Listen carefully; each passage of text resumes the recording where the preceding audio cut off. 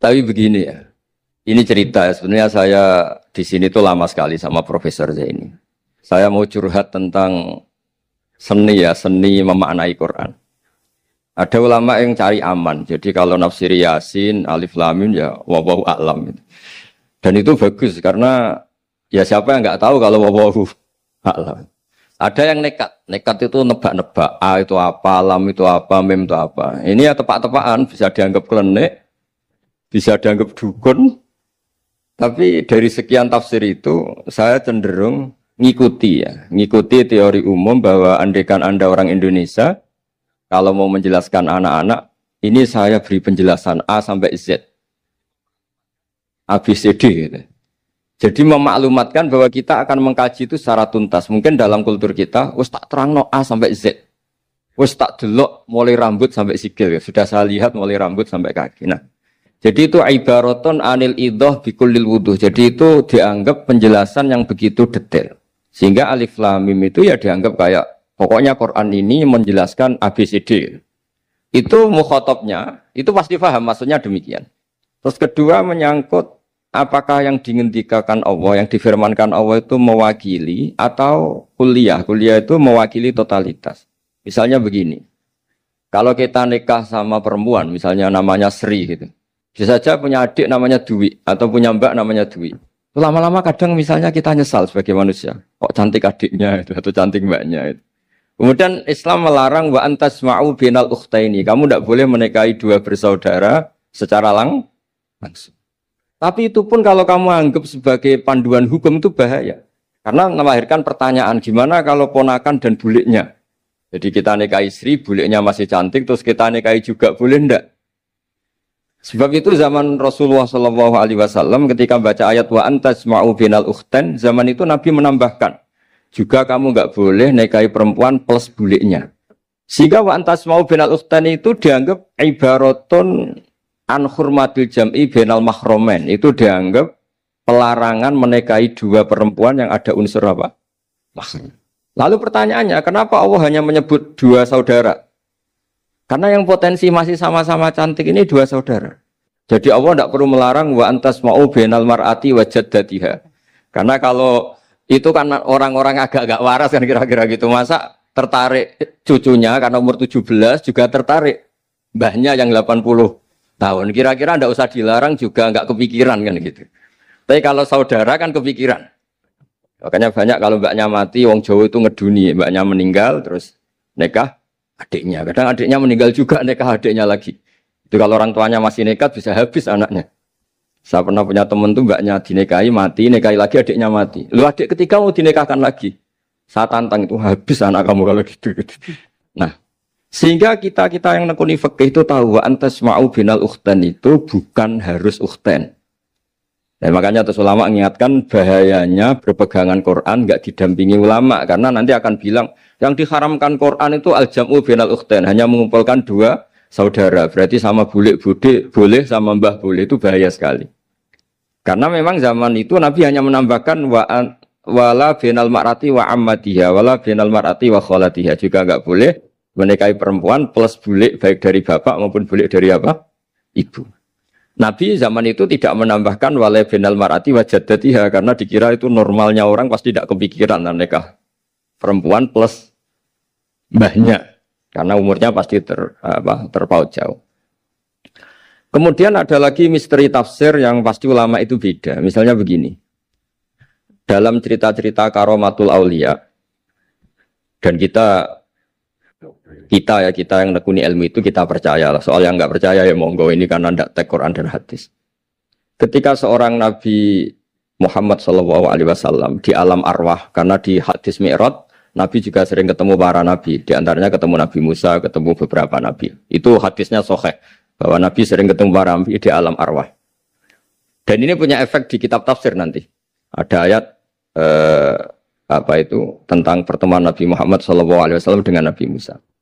Singkat cerita di kitab-kitab wali diterangkan, suatu saat Nabi itu dikomplain oleh Nabi Musa karena beliau ngendikan ulama ummati ka'ambiya'i Bani Israel. Kualitas ulama umatku itu sama dengan kualitas nabinya Bani Israel. Ini kan memancing sentimen. Kata Nabi Musa, benar saja masa saya Nabi kok disejajari ulama gitu. Disejajari ketua direktur tadi, direktur studi Quran kan nggak terima. Masa Nabi setara dengan LC MUI kan nggak terima. Dan itu menurut saya bagus Nabi Musa nggak terima itu. Saya sendiri juga nggak terima gitu. Akhirnya buktinya apa? Dalam cerita wali itu dipanggillah Imam Ghazali. Di cerita wali itu kata Imam Ghazali, nama kamu siapa? Ana Muhammad bin Muhammad Al-Ghazali At-Tusi Asy-Syafi'i. Jawabnya panjang sekali.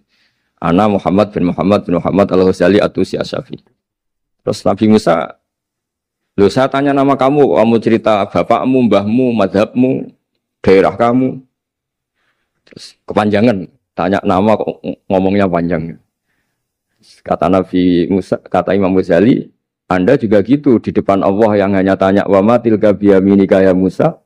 Anda jawabnya kepanjangan qala hiya asaya atawakkau 'alaiha wa husyubiya ala ghanami wal yafiha ma'aribu ukhra. Padahal Allah hanya tanya yang dibawa kamu oleh tangan kanan itu apa Musa?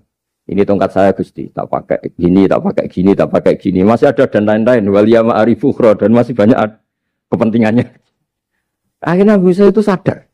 Ini di depan Allah yang maha tahu. Itu aja engkau beri penjelasan berlebih. Apalagi saya depan jenengan. Singkat cerita, di cerita itu Nabi Musa, ya betul, umat kamu memang pinter-pinter. Gitu. Pokoknya dia ngakui, beliau ngakui. Tapi dalam perspektif ilmu Thariqah, tafsiran seperti itu tidak diikuti. Yang diikuti adalah, kalau kita ketemu rektor, misalnya Nyuwun Sewu, Satpam dipanggil rektor, atau dipanggil ketua badan wakaf, atau menteri dipanggil presiden, atau murid dipanggil guru, itu kan bawaannya grogi. Dan mulai dulu orang-orang bijak, saya kenangan saya dengan Kiai Haji Maimun Zubair, dengan bapak saya sendiri. Orang-orang bijak kalau manggil santri atau bawahan dengan keadaan grogi itu mesti tanya yang nggak penting. Supaya groginya hilang.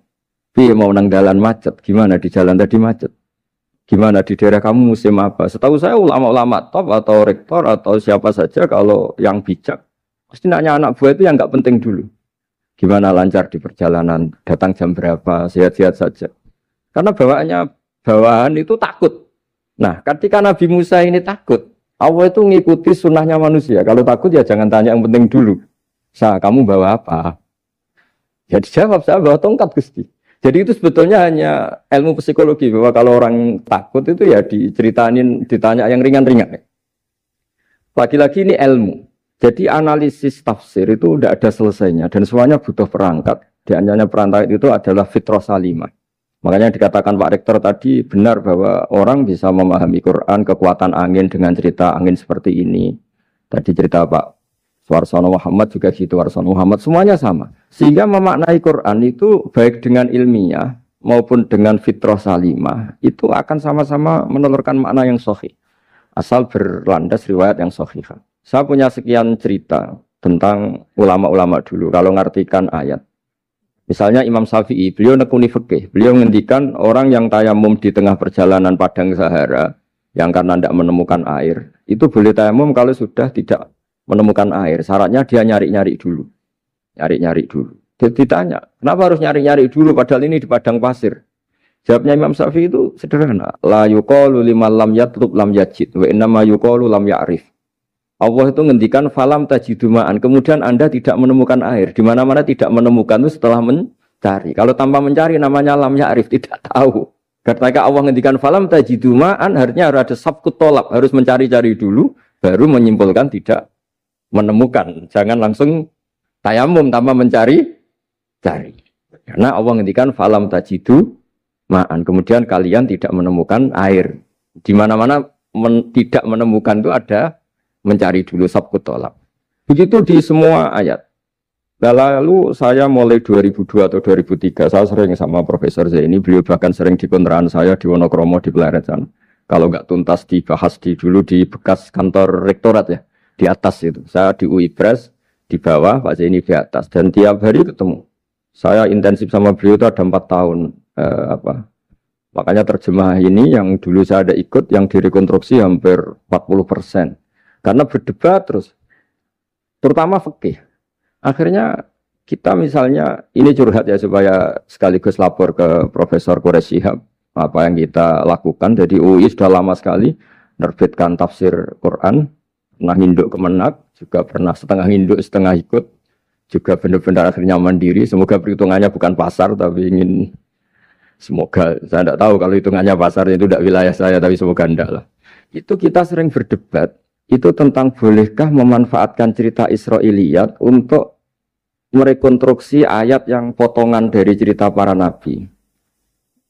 Misalnya tahu-tahu kita ada cerita wahal ataka naba'ul khosmi istasawwarul mihrab istakhalu ala Dawud fafazi'a minhum. Kata fazi'a itu maknanya kaget. Itu kalau kita misalnya kamu apa tahu orang-orang yang melompat pagar kemudian Nabi Dawud ini kaget. Itu cerita itu bisa terbentuk meskipun orang-orang banyaklah pakar-pakar tafsir yang anti Israiliyat. Tapi kita bisa maknai itu tuh kalau misalnya kata kaget. Kenapa kaget? Nabi Dawud itu seorang raja, bahkan orang barat nyebut King David. Beliau punya 7 lapis pengawalan dan khusus kamar pribadinya itu tidak siapapun, tidak ada yang bisa masuk. Tapi tahu-tahu ada orang di situ. Makanya beliau kaget. Fafazi amin. Qalu la takhaf. Para orang-orang ini bilang atau kamu jangan kaget. Sudah tidak usah mikir kagetnya kata orang ini. Khosmani bakho ba'duna ala ba'din. Kita punya masalah sengketa dan Anda harus memutuskan sekarang. Singkat cerita, si orang ini cerita, orang atau malaikat itu cerita. Ini saudara saya punya kambing 99. Saya punya satu aja kok diminta. Menurut Anda gimana? Tolong putuskan yang benar. Abu Dawud langsung marah. Wah, kamu itu dolim betul. Sudah punya 99 minta yang satu. Kamu dolim betul. Ngawur betul kamu. Oke, sudah deal gitu, sudah putus. Orang ini senyum-senyum santai terus hilang. Ternyata itu para malaikat. Terus wadon nadawudu annama fatannahu fastaghfara rabbahu wa kharra raki'a wa anam. Di banyak cerita Israiliyat itu Nabi Dawud itu istrinya 99. Tapi kurang lengkap kayak enggak ada yang seperti itu. Jadi walhasil di cerita itu ada Imra'atu Uria terkenalnya itu yang Nabi Dawud itu kepikiran menikahi itu. Singkat cerita akhirnya Uria ini meninggal, akhirnya dinikahi Nabi Dawud. Akhirnya beliau istighfar karena merasa salah. Saya masih ingat ngendikane Profesor Zaini. Ketika tak tanya, kenapa sudah punya 99 masih ingin yang satu? Gak ada yang seperti itu. Tadi namanya bawaan rakus manusia itu tetap aja gak ada yang seperti itu. Nah pertanyaannya, bolehkah puzzle ini ya kita rangkai dengan cerita Israiliyat? Yang Israil ini bisa iya bisa enggak, kata Nabi zaman Sugeng la tusaddiquhum wa la tukadzibuhum. Kamu ya jangan bilang iya, jangan bohong karena dari cerita-cerita Israiliyat. Tapi jangan juga bilang takdzib, bilang mendustakan, jangan-jangan benar. Nah, kita yang nekuni tafsir itu bingungnya ya. Makanya saya tadi sebenarnya bilang Pak Fajar bingung itu kalimat madhin itu muji. Memang bagusnya orang ilmuwan itu bingung. Kalau ilmuwan PD itu udah ilmuwan namanya, orang nekat itu. Ilmuwan itu harus satu teori diuji dengan teori yang lain, diperbandingkan, terus menyimpulkan saat ini saya memutuskan demikian. Tapi entah suatu saat, itu khasnya ilmuwan karena dia harus mikir terus itu. Masih banyak yang seperti itu. Akhirnya ya kita nafsiri ya pokoknya kalau orang sudah punya 3 kok minta yang punya 1 ya rakus lah gitu aja sudah. Apa itu peristiwa perempuan, apa peristiwa harta, peristiwa jabatan. Jadi kalau sudah punya jabatan 1 kok ingin jabatan yang lainnya, anggap saja rakus itu aja. Terus lalu itu simbol. Makanya ini terus pertanyaannya. Ini apakah simbol ibaratun anman itoma bahwa Allah nggak suka toma atau memang itu fakta? Nah hal-hal seperti itu yang kita terus menekun. Kemudian yang ketiga misalnya kita ini sebagai cucu yang kurang baik. Setiap kita pidato cerita dosanya Nabi Adam diusir dari apa? Surga. Dan saya itu orang yang insya Allah disayang Nabi Adam. Saya termasuk cucu yang baik. Di mana-mana saya cerita. Nabi Adam itu keren meskipun diusir dari surga.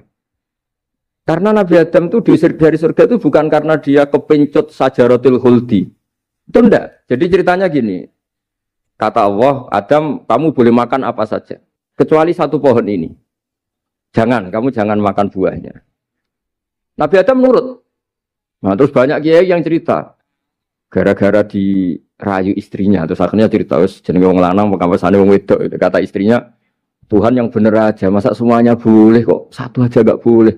Cara lomo gak menisan gitu, cara Jawa itu ya kalau sudah semuanya boleh, yang lebih mewah pun boleh kok ini 1 gak boleh ini. Paling itu iseng maksudnya, sudahlah dicoba aja. Nah karena Nabi Adam itu merasa gak nyaman. Ada yang diredaksikan fa'akala itu makan. Tapi kalau makan tidak juga karena nggak nekat, karena beliau merasa tidak nyaman. Makanya sebagian diredaksikan zaqo itu ngicipi saja karena nggak nyaman. Sehingga lafat akala dimaknani dzaqo juga dimaknani akala dalam konteks ini. Tapi di tafsir Ibnu Katsir diterangkan, kata kuncinya itu bukan di akala atau dzaqo, tapi waqa sama huma inni lakuma laminan nasihin. Jadi Nabi Adam itu ketemu iblis, setan. Terus iblis ini bilang, wallahi demi Allah, larangan itu sudah dicabut dan sekarang Anda boleh makan itu. Atau apalah sumpahnya iblis merayu itu. Ketika Allah tanya, ya Adam kenapa kamu makan sajaratul khuldi padahal sudah saya larang. Ini hebatnya Nabi Adam. Waqa sama huma. Wa izzatika ya Rabbi ma adzunnu anna ahadan yaklifu bika kadiban. Wa izzatika ya Rabbi ma adzunnu anna ahadan yaklifu bika kadiban. Misalnya saat kita punya teman yang biasa bohong dengan kita. Oke, biasa bohong kita tidak percaya. Tapi kalau teman itu bilang gini, kamu dipanggil rektor. Misalnya saat santri kamu dipanggil Mbah Maimun. Bawaannya orang takut karena bawahan tadi. Itu pasti tidak ngecek lagi. Meskipun yang cerita ini orang bohong, biasa bohong. Tapi ini dipanggil rektor, dipanggil ketua badan wakaf, ketua yayasan badan wakaf. Kan pikirannya tuh, waduh, mendingan coba-coba lah daripada bawaannya itu mesti tidak mikir langsung. Nah, ketika nama engkau disebut ya Allah, ketika nama engkau disebut, wallahi saya ini benar kata iblis. Saya tidak kepikiran wa izzatika ma adzunnu anna ahadan yahlifu bika kadziban. Saya tidak pernah mengira ada seseorang atau makhluk siapapun yang ketika menyebut engkau kemudian dia bohong. Mencatut nama presiden itu buat orang fasik kan ya takut. Nyatut nama rektor buat orang nakal pun takut. Apalagi ini nyatut nama Allah. Ini Allah sudah bilang kamu boleh makan ini. Nah, barokahnya jawaban itu sumastabahu rabbuhu fataba ali wahada. Nabi Adam saat itu juga jadi al-mujtaba. Dia orang pilihan. Ini saya termasuk cucu yang baik karena meneruskan cerita sampai sempurna. Jadi mohon para kiai, para balik yang cerita Nabi Adam dosa itu mohon tobatlah. Kasihan tuh mbah kita, anu ceritakan dosa nih. Dosa kalah beong wedok semacam-macam lah itu kasihan. Bacanya harus urut. Wa aso adamu rabbahu fahuwa tapi tsumma jtabahu rabbuhu fataba alaihi wahda. Jadi lengkap lah. Jangan cerita dosanya tok terus disimpulkan. Mbah kita aja dosa apalagi kita sudah salah. Ngambil dalil, dipakai justifikasi gitu.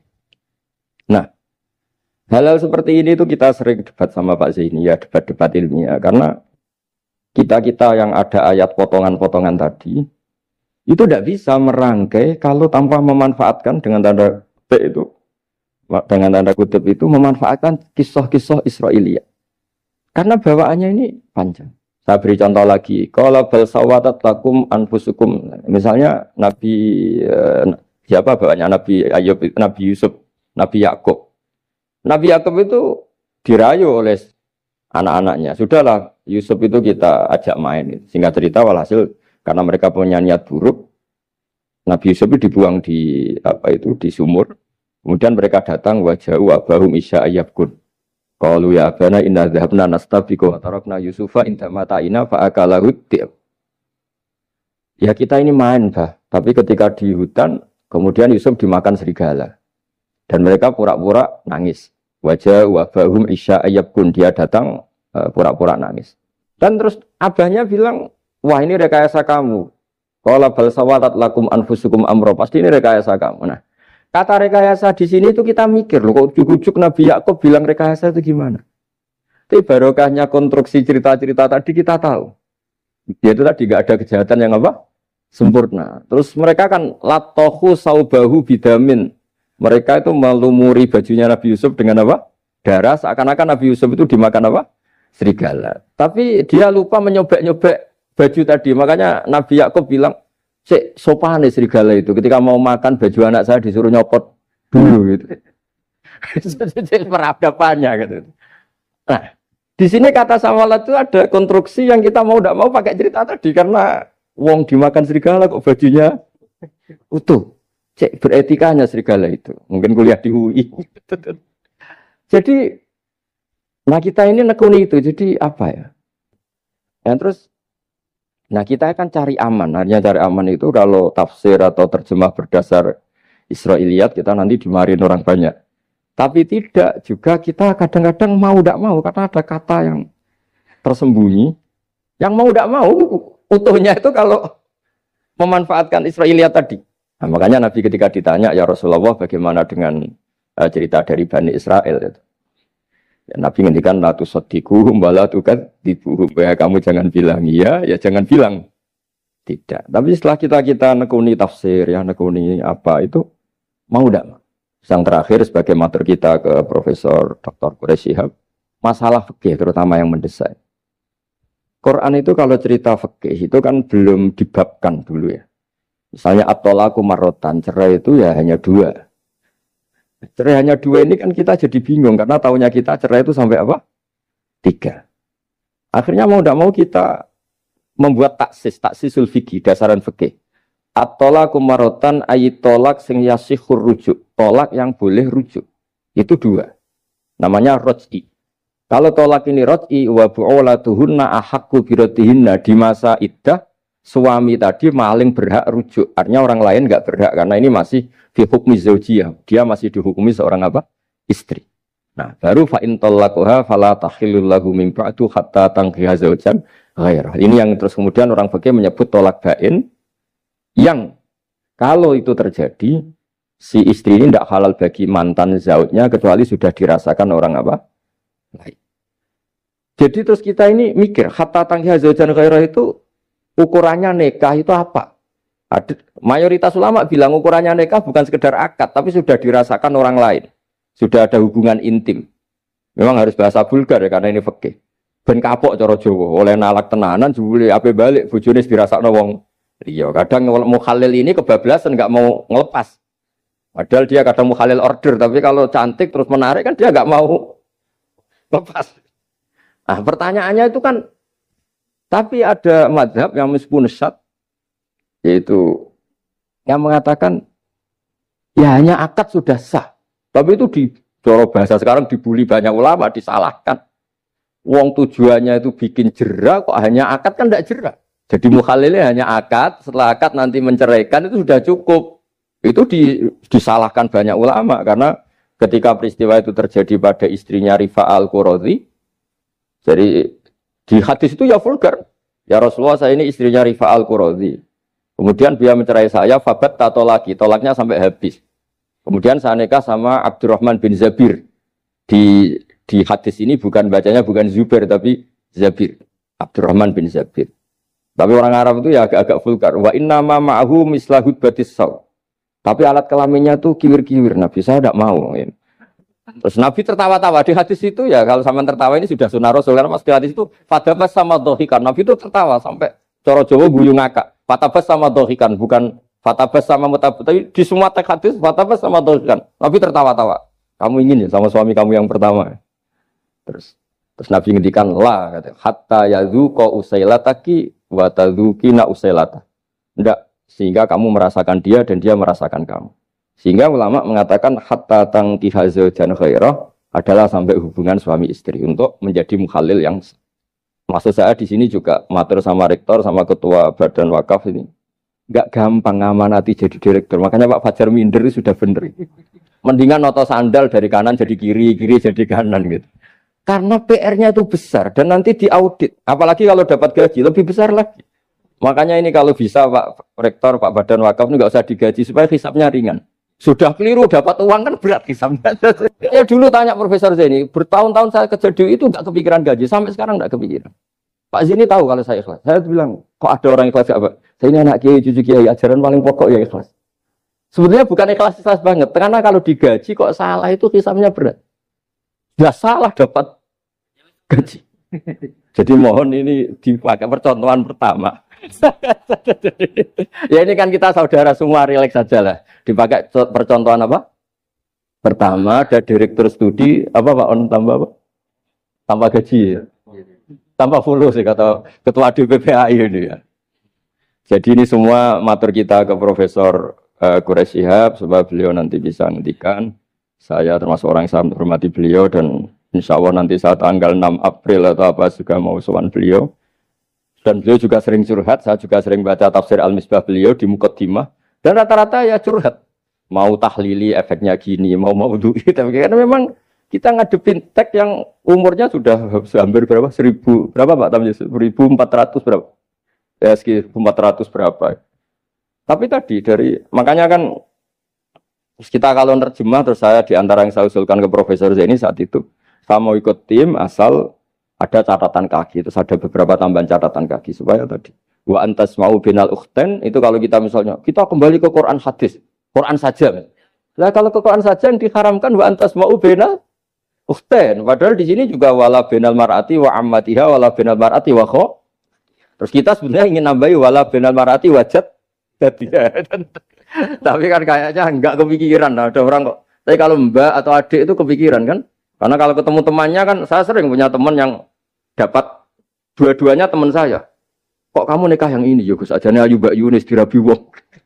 Ya, atau yang ayu adiknya juga, wah saya keduluan Gus, ajane aku lak incer adik. Ambek bapaknya dijokno Mbak Yunis. Lah yang potensi masih begitu itu kan saudara kan. Makanya ini yang dilarang Allah wa antas mau benal ukhten, karena yang potensi masih ada rasa ya benal ukhten. Tapi bukan berarti yang lain boleh. Makanya hadal jam'u al-muharram wa ibaratun an hurmatil jam'i bainal mar'aten sing ada hubungan nasab. Jadi tidak harus antara apa? Saudara, tapi dua perempuan yang ada hubungan apa? Nasab. Yang andai kan salah satu itu lelaki enggak boleh kawin, maka dua perempuan ini tidak boleh tahta rajulin wahid. Nah, kemudian ulama bikin kaidah itu ya, dua perempuan yang andai kan salah satu ini kok lelaki enggak boleh kawin, maka tidak boleh dikumpulkan oleh satu lelaki finikahin wahid. Misalnya sepupu itu kan andekan misalnya kamu nikahi Dwi punya sepupu Sri, dari awal kan sepupu itu boleh nikah. Maka andekan kamu poligami dengan cara seperti itu kan nggak masalah. Yang masalah itu apa? Dua perempuan yang andekan salah satu itu lelaki nggak boleh apa? Nikah, berarti dua perempuan ini tidak boleh tahta rajulin wahid. Artinya benal ukhten ini dianggap ibaratun angkada. Kalau dalam bahasa Balawi disebut itlaqul ba'di wa iradatil kul. Yang disebut sebagian tapi maknanya utuh. Nah hal-hal seperti itu memang berat. Makanya ini direkturnya sudah nyerah itu. Tapi lebih gampang nyerah lagi kalau nggak dapat gaji. Karena kalau nyerah tok gajinya diterima itu kayaknya gimana gitu. Nah ini tidak gojlok tapi etika. Ini urusan etika. Tapi kalau UI memberi tidak atas nama gaji, atas nama kasihan nggih monggo. Nggih ngoten mawon. Assalamualaikum warahmatullahi wabarakatuh.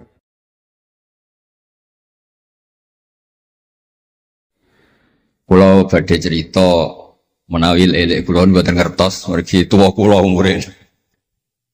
Dados riyen buyut Baiti niku ngapalno Quran niku dibiayai Mbah Hamzah Sato. Dados Sayyid Hamzah Sato niku Sayyid Ageng Al-Alim Al-Alama sing manggen teng pundi Sedan.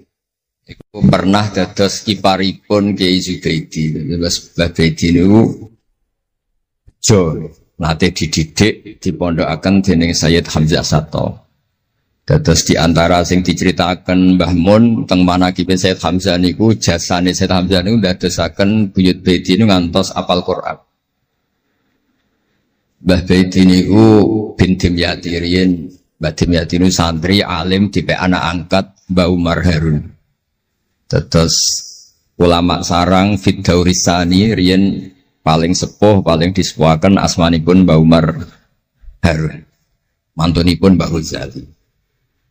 Niku Mbah Mun sering cerita riyen niku buyutem Kudus Kiai Maksum kepengin ndek mantu sarang. Terus buyut kula Hafsah nggih buyut lek-lek kula niki dipondokaken teng sarang. Tapi riyen dereng enten pondok terus dititipaken tiyang terus dipacaki ben ketok ayu dari ben santri sarang ku seneng niku sing rati duka istiad model semudi. Alhamdulillah saiki putu-putune pun pinter seneng tiyang niku pun barokah. Mboten usah diwarai pun pinter. Riyen mboten enten pacaran, mboten enten WA, mboten enten napa. Tapi singkat cerita niku terus buyut Hafsah niku dikersakno Mbah Umar dinikahaken anak angkat. Ini ku Mbah Dim Yati. Dinikahaken Mbah Dim Yati. Kiai-kiai Kudus itu ceritane nih ceritane. Ora pati trimo mergi Mbah Dim Yati itu tiang Banjar.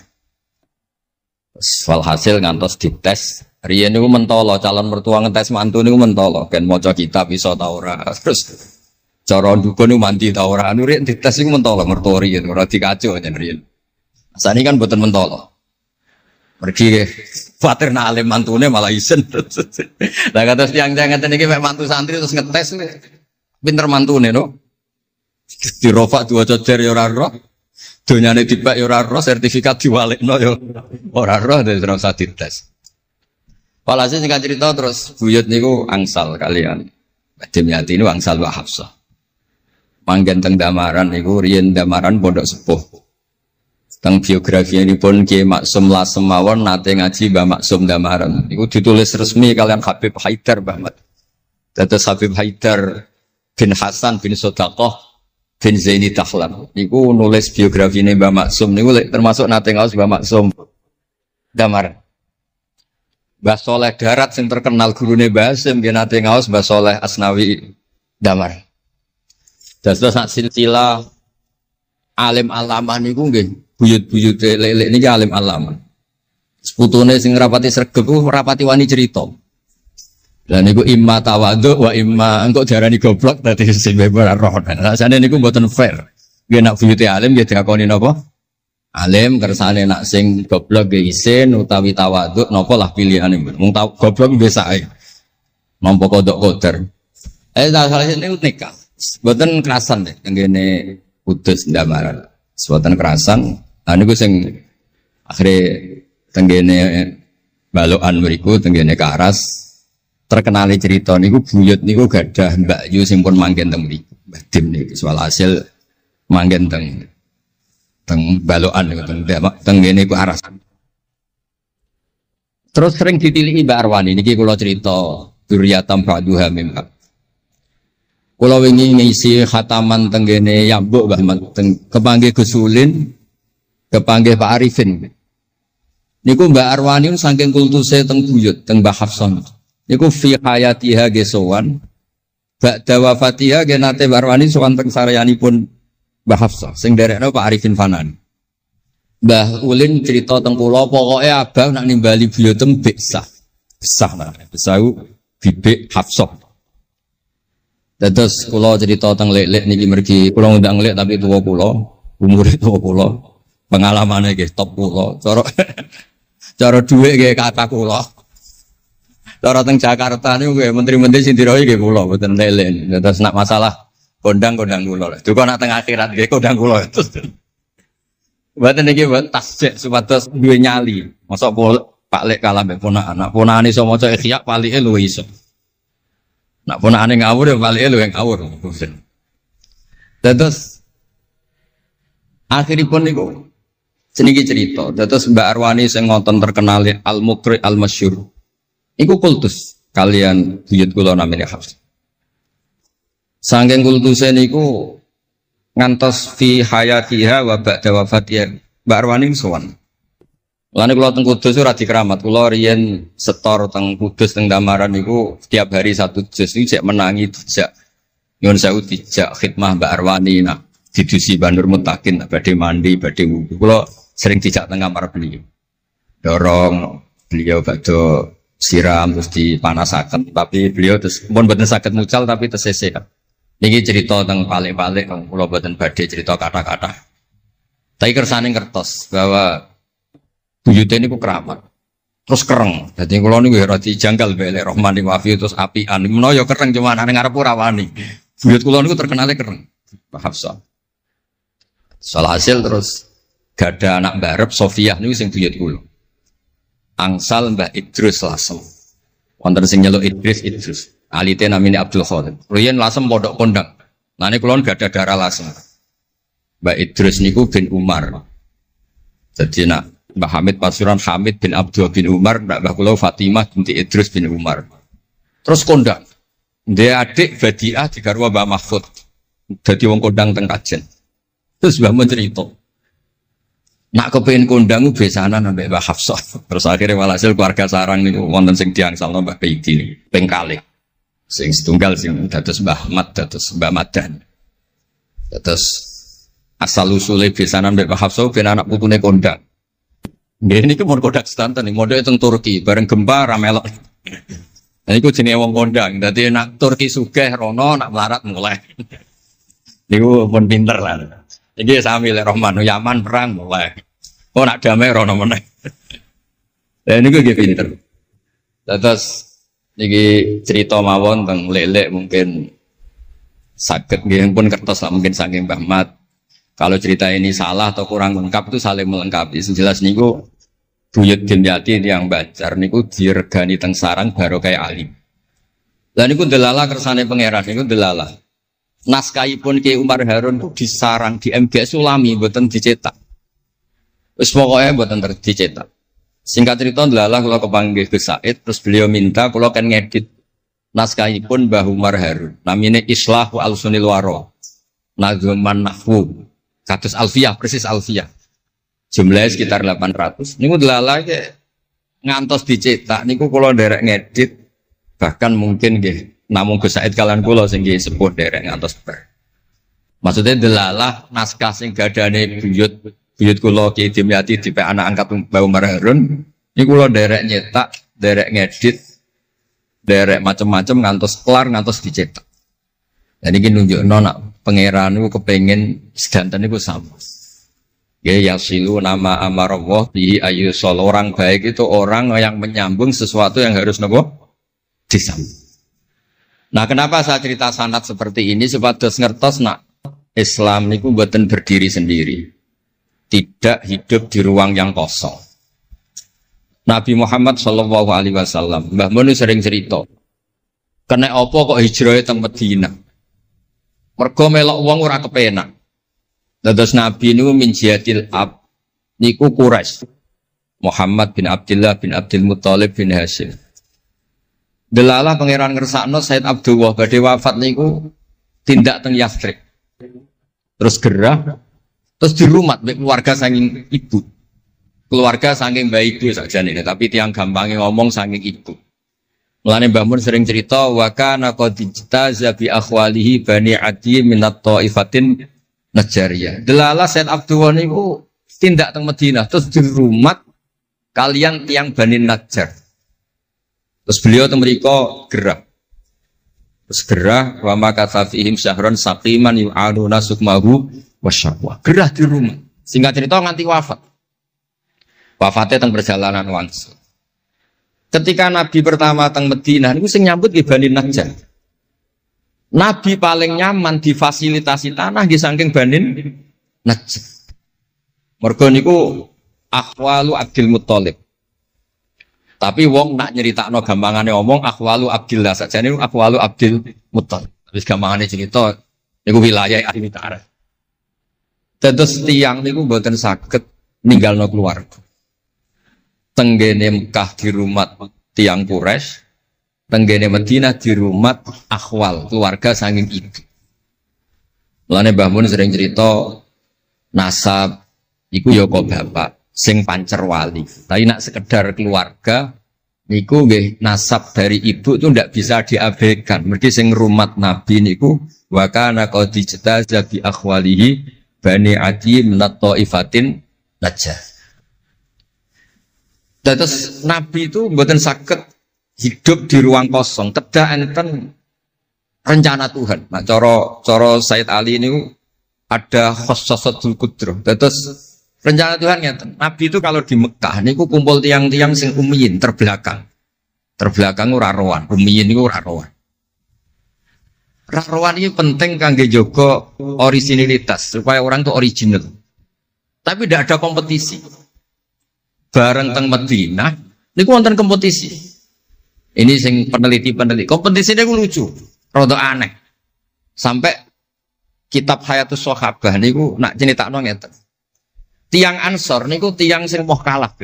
Moh kalah iku kepengin menang-menangan. Krungu wong Yahudi nak jagongan niku wah, kapan ya Nabi akhir zaman niku turun? Wes kapan pengurus Nabi turun niku kapan? Nabi akhir zaman. Bareng dibakas-bakas tiang Ansor iku nguping. Mulane ana wong rasane dikuping yo haram tapi mau setengah. Baru kayak nguping niku terus jare tiang Ansor la yasbiquna aja sampai wong Yahudi ku luweh ketemu dhisik ning Muhammad ketimbang kita. Nggih rung pati sopan ya. Walhasil terus mara teng Mekah. Digoleki wong sing sifate persis kados sing disebut tiang nopo? Yahudi. Bareng ketemu teng al-mausimul haji atau mausimul haji. Terus ketemu Kanjeng Nabi sesuai sifat sing bahas yang nopo Yahudi. Terus wong pertama ro Nabi Muhammad niku barokahe tema-tema sing diangkat ahli kitab. Mulane disebut alladzina atainahumul kitaba ya'rifunahu kama ya'rifuna abna'ah. Mboten saged Nabi berdiri sendiri, ketika ada tema yang diangkat ahli kitab, mulai wong Nasrani sing terkenal nggih Nastura, Bukhaira, terus tiang-tiang Yahudi Madinah. Mbon walhasil terus ketemu terus cocok. Cocok terus do Islam. Badhe boyong Kanjeng Nabi. Tapi enggak realistis karena jumlahnya belum besar. Soal hasil mereka minta tahun depan engkau pindah ke Madinah. Dulu namanya Yasrib. Karena setelah itu tidak ada satu rumah pun di Madinah kecuali ada yang apa? Islam. Bon walhasil Madinah Islam. Nabi terus didiskusikan ulang. Ini tema-tema internasional. Barang Nabi ngaku Nabi digugat ulang. Nasabnya itu gimana? Anak turunnya sopo. Walhasil terus tiang-tiang Yahudi neliti. Diterangno pangeran fihi ayatum bayinatum maqamun apa? Ibrahim, bahwa Muhammad bin Abdullah bin Abdul Muttalib bin Hashim niku nasabe nganti Khalilur Rahman Ibrahim alaihis salam, ditandai Ibrahim iku duwe petilasan teng di Mekah. Ya niku ada batu yang diinjak Nabi Ibrahim dan itu bukti Nabi Ibrahim pernah di Mekah. Kalau pernah di Mekah berarti ninggal turunan teng Mekah. Tapi teori itu juga bisa dibantah. Bisa saja anaknya dibawa pulang ke Palestina. Maka yang diceritakan Allah itu inni askantu min dzurriyyati. Harus ada kepastian bahwa Ibrahim anaknya ditinggal. Mulai disebut inni askantu min dzurriyyati biwadin ghairi dzar'in inda baitikal muharram. Terus akhirnya clear. Ada bukti artefak makom Ibrahim. Ada bukti kalamullah kalau anaknya itu ditinggal. Disebut inni askantu min dzurriyyati biwadin ghairi dzar'. Terus kunane kuno wong sing diwedeni iku ora iso mangan. Tapi nak Nabi ora iso mangan wedine nak terus ra kelar salat. Makanya redaksinya diwalik. Rabbana liyuqimus shalah faj'al afidatan minan nas tahwi ilaihim warzuqhum minat tamar. Gusti anak putu kula kersane nak ngaji ku anteng, nak salat ku anteng nggih ra di dhuwit. Terus saiki diwalik nggih dhuwit sik. Sakjane mboten nggih. Kula suwun lelek nak ndonga diwalik. Ya Allah supados ngaji kula anteng. Wonten wakil bupati ta napa seneng kula. Gua nang seneng tok njaluk donga. Niku mboten angsal, dudono warzuqhum. Warzuqhum iku ya dhuwit ta apa lah pokoke. Tapi ampun tomak mboten sae. Tapi medhit luwih rasane.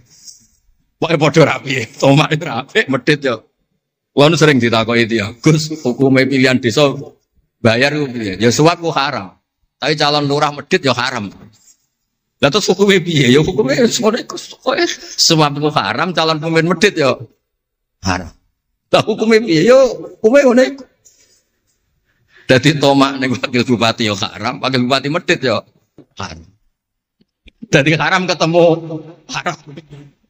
Esuk kok ora hukume ngono. Wis kunane kuno iku wong sregep ibadah bayangane Nabi Ibrahim yo di dhuwit. Rabbana liyuqimus shalah faj'al afidatan minan nas tahwi ilaihim warzuqhum minat. Lan alamate kitab lek sing seneng kudu akeh. Piye-piye afidatan minan nas tahwi ilaihim. Tahwi ku seneng sing ngawur. Nek seneng kok ijek ngekeki dhuwit 10.000 20.000 ora ngawur. Hawa iku seneng sing ana ngawure. Tahwi ku seneng sing ana ngawure. Nak seneng kok ijek terkontrol rong pati tahwi. Dadi hawa iku seneng sing ana ngawur. Dadi nak kiai kok seneng rapati akeh iku ya rong pati Nabi Ibrahim. Niki cerita terus kersane lek-lek ngertos pilih buyut-buyut itu tiang alim alama. Kulo nu nanti mau biografi resmi ini pun Kiai Maksum Lasem sing terkenal nih Bali Maksum. Niku biografi resmi nanti ngaji Mbah Maksum Damar. Nggih kondang buyut-buyut ini gitu. Saat ini niku aja cerita kondangi buyutnya yo. Pokoknya nak buyut kondang gitu putune. Kondang. Dah kondang itu jadi Jundul Mustafa pasukannya Kanjeng Nabi. Pasukannya riyen terus kalau cerita santai-santai kalau suwon simtud duror gitu didamel berjanji gitu didamel tiba gitu didamel pergi tiang niku seneng Nabi ku macam-macam. Habib Ali niku termasuk orang yang cara berpikir itu Nabi itu nuraniun, Nabi itu nur. Sehingga beliau berpikir nggak perlu ada hatinya Nabi yang dicuci dikeluarkan darah dari kolbun Nabi. Karena materinya Nabi itu sudah apa? Nur, sudah suci. Jadi wa ma akhrajuhu min qalbihi adan. Tapi nak cara pikirane Imam Bukhari, Imam Muslim, beberapa ulama, cara berpikir itu Nabi itu orang suci dan nurani, tapi didesain kayak umumnya orang. Sehingga juga disejarahkan cara zahir Nabi itu diambil hadras Said.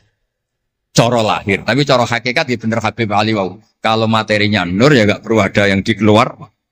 Itu cara seneng Nabi ya macam-macam. Wong tiang kata, gauke masrope benten. Kados wali-wali lah sering kapundhut turu les kapundhut. Kados Leuus piyambak wafatnya nggih jampen. Tapi Nabi itu pirsa rata-rata sekarat loro. Nabi milih yang kayak umumnya orang. Sehingga nyuwun sewu Nabi pada wafat kayak kangelan. Sampai minta disiram sab'ata abar, minta pitung sumur dan ngeraupi. Mergo Nabi ingin seperti umumnya manusia, umumnya umat. Dan ini saya kena ditiru. Nabi itu badhe wafat, cara lahir tidak ada utang. Wonten dir'an, tapi nggak ada no dir'an di Yahudiyin pergi nyuwun sewu utang beras cara Jawa. Dan itu mati rasa diwarai mau niru sedanten. Artinya nggak terkulo nate radi tukaran kiai no. Pertama kalau mun saya, dekne cerita api abai tak bareng. Sesuai kok ngelama. Bapak kula Gus alhamdulillah mati gak diutang belas. Cerita mati ra diutang belas. Padahal rata-rata kiai iku mati ra diutang. Wonge pukule ra karuan sesuk tak amo. Ya wis, Nabi tarehno pisan kapundhut ora ana dir'an Yahudiyin. Tareh hapus kabeh. Hadis Bukhari Muslim hapus kabeh. Ampun ngoten Gus. Lah kowe lempok rol kenemen. Wong kiai musala ora diutang piye, warisan gak duwe. Musala bocor ditoto-toto dhewe, gaji ning diniyah mok 60.000. Manakipan sangoni 20.000. Terus urip anake loro, bojo minggat kok ora utang piye. Terus urung wayahe mati. Dadi cara kula wis biasa wae, maksudnya iku diutang ya biasa. Ya anak rodok bulat ya biasa, Nabi Nuh itu coba anak rodok bulat. Di bojo bulat ya biasa, Nabi Lut itu coba. Wong Nabi ngendikan ulama umatku sebenarnya nasibnya kayak nabi-nabi Bani Israel.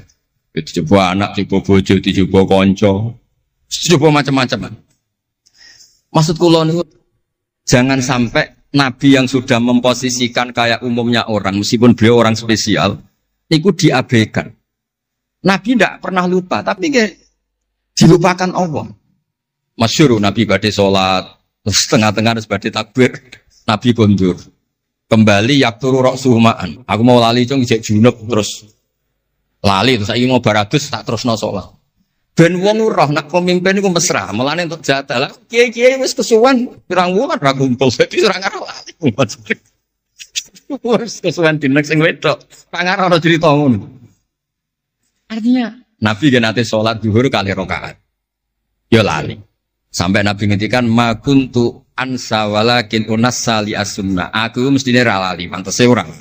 Tapi aku didesain Allah lali ben dadi sunnah carane ngelola anak napa? Lali. Begitu juga ngadepi wafat. Nabi nggih kados umume orang.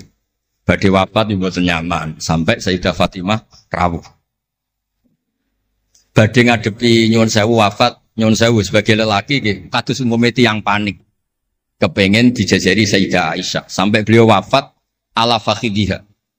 Umumnya seorang ayah wafat kepengen ditunggoni putrine nggih ditunggoni Sayyidah napa? Fatimah. Umumnya mantu ya melok-melok Sayyidina Ali teng mriku. Umumnya kerabat nggih nunggoni wonten fadl wonten. Semuanya didesain. Terus umumnya tiyang. Meskipun beliau itu sangat apa? Spesial. Nah ini yang penting kalau matur teng lele sipatos ngelola Islam ya umumnya wong. Ojo pepeh wali terus jadab ngalor kidul ora roh itu kan yo ribet. Yo nak darani jadab darani edan kan yo repot. Ngoten niku jadab kan tepak-tepakan. Anak sepape darani jadab, anak sepelek darani edan. Kan repot. Tenan kados umume tiyang kan penak. Kaya lewat suarane enak terus nyanyi, wong cicak seneng Nabi yo nyanyi. Lek Rahman ngaji rapati sregep mergo umume wong cak ngaji terus yo ora seneng. Maksudku lho ora sregep lele iku menawa lho, menawa niku niate kados umume wong ora gak seneng ngaji terus iki. Ya mesti eloki rapati ngaji terus. Umume wong ora seneng tahajud, ya lek rapati napa? Sebenarnya niku sanggup mawon Iku ono ilmune. Ya ono ilmune ono ngawure, wae ono ilmune lah kabeh kok. Terus kula suwun sejarah-sejarah buyut-buyut niku ditampi. Kula niku alhamdulillah nate nyilek kitab Lek Lukman putrane Mbah Afif niku kitab tafsir Bedo. Ono sasane Mbah Mukhid, ya ono sasane Mbah Beidi, ya ono sasane Mbah Sahal. Korean niku nyon sewu ora pati dhuwit, dadi kitab bar dinggo buyut, dinggo adike, dinggo ponakan. Dadi kitab sitok sasane 3. Ya rada bulat dadi ketara sing pinter banget setengah pinter itu. Saya ini cerita terus riyen niku. Nggih ngoten niku. Dadi kersane jenengan ngertos Nabi mawon sing Sayyidul Khalqi niku nggih kedah wonten cara sakniki puzzle. Andai kan Nabi itu udah hidup di Madinah itu mboten ngertos tema-tema kelas dunia cara lahir. Karena di situ ada Yahudi, ada nopo? Nasrani. Sehingga beliau terus akhirnya pirsa. Ya sama Allah didesain kayak umumnya orang terus semua ilmu dijejalkan Jibril ya mboten. Kados umumnya tiang Nabi teko teng Madinah. Terus takok, "Lho, kok do poso napa?" Terus Yahudi takok iku nek apa kok poso? Ini tanggal 10 Suro. Yaumun najawau fi Musa, ini hari Nabi Musa selamat. Kata Rasulullah, saya lebih berhak menghormati Nabi Musa. Kemudian Nabi menyuruh puasa. Mboten kok terus Nabi kan ngaji malaikat Jibril khatam kok ngene mat kowe ngene terus protap nggih mboten kados umum media. Dan itu yang menjadikan Islam kuat sampai sekarang karena didesain kayak umumnya orang. Gus-gus yang mondok kok umum wong, kadang ya ditakzir kiai ini, kadang ya dicurigai gurune, macam-macam kok. Ojo kok terus mlebu kamar mulai laduni kan yo repot. Kan yo repot, model ngoten kan yo repot. Semuanya didesain. Ini mulane kula seneng tareh-tareh sing ada sisi tersebut. Terus terakhir kula badhe cerita ilmiah yang ekstrim. Niki kula nate matur Habib Jindan, ternyata Habib Jindan nggih setuju. Riyen bareng Nabi terkenal niki sing spesial kula cara Jawa cangkem elek. Sing spesial kula memang kula amdan mboten sahwan. Nabi bareng terkenal kenal Allah. Terkenal ngerti khobar sama. Niku wong desa-desa ku motor ilang ya matur Nabi. Ontane ilang ya matur Nabi. Duwe ilang ya matur Nabi. Dan ini nak cerita tentang buyut-buyut kula teng Tasik Madu niku. Termasuk keramate buyut Baidi niku riyen mbah kula nu sugih. Buyut-buyut kula teng Panjunan sugih, teng Batan sugih. Mase iku ilang. Ya matur Mbah Baidi teng mriki matur. Mbah Baidi niku nggih kiai alim sakjane ya ora pati iso wong ora dunia. Niku badhe tindak mriku dipethuki Mbah Manyuro. Mbah Siti Syariah. Didhawuhi niku yai macen niku didelekno teng mriki teng isore sepet. Ya akhirnya pirsa Mbah Baidi niku dipethuki Mbah Manyuro. Ana putu-putune wis mulai ngoten. Dadi niki cerita. Akhirnya anggere ana unta ilang niku ya kok Nabi. Nabi pas niku tesih purun jawab. Ontamu ning kene. Tampare kesangkut, taline kesangkut wit iki fi idhi kada. Ning daerah iki. Diparani persis. Suwe-suwe nglamake. Antal ladzi tasumu annaka ta'rifu khabaras sama. Fa akhbirni amma fi batni naqati hadi. Kowe jare roh berita langit. Jeke ontaku iki anake lanang ta? Wedok. Opo ditakokno Nabi sampai pelecehan. Karena kamu tasum andaka ta'rifu khabar sama. Karena kamu ngeklaim tahu beritanya langit. Mosok isine unta ora roh, unta ilang roh. Niku marine ngene. Mulane sing khusuk-khusuk sing saleh-saleh kudu mikir, kudu maca tarikh iki. Marine iku mergo ana sahabat sing nyuwun sewu nak ngendikan elek. Jenenge Salamah bin Salamah. Kebetulan jenenge Salamah bin Salamah, jenenge kembar dadi gampang ngapal. Salamah bin Salamah. Diceluk. Latas ala Rasulullah. Wasal nih. Masalah niku aja takok Nabi, takok aku luwe roh. Saiki ngerti belum? Bareng kelem coba ngene, kula apal bahasa Arab, ora usah diterjemah. Nazauta 'alaiha fakanat laka minha sakhlah. Sebagian riwayat nazauta 'alaiha fa fi batniha minka sakhlah. Sing majangi kuwe anake ndak raimu. Iku terus ra ono sing wani nggih pelecehan ning Kanjeng Nabi. Mergo yo mangkel ngomong Nabi berhubung pirsa khabar sama duwe ilang takok. Nabi bangkrut takok Nabi, diusir bojo kondo Nabi. Wayah papat ben damai takok Kanjeng Nabi. Kanjeng Nabi. Ngono cara saiki wakil bupati minta bupati takok Kanjeng Nabi. Repot.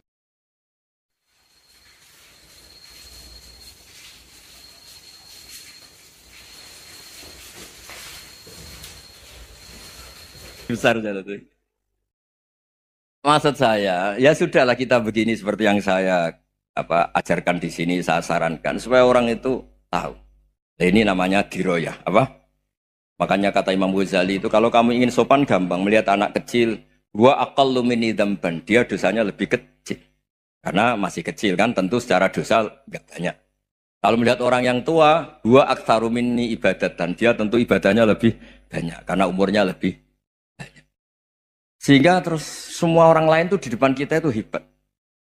Ya semua orang lain sama misalnya Pak ini rektor, Pak Fathul Wahid rektor, tanggung jawabnya lebih banyak, berarti pahalanya lebih banyak. Tapi sama, ketika melihat Nyon Sewu melihat pegawainya yang secara lahir di bawahnya, ini tanggung jawabnya nggak banyak, pasti salahnya juga enggak. Itu yang diajarkan Rasulullah SAW, sehingga enak. Tapi kalau kita melihat orang lain selalu salahnya, itu pecundang. Allah saja tidak seperti itu kan, amal baik ya ada khairan, amal buruk kayak ada saron, semuanya dilihat oleh Allah Subhanahu wa Ta'ala. Saya tuh punya teman Gus, agak beling, agak seenaknya. Dulu miskin. Wah itu seenaknya betul. Kayak kenal Tuhan sudah. Tak tanya, kenapa kamu seenaknya? 1 bulan tuh labanya bisa 200 juta sampai 500, sampai 1 miliar.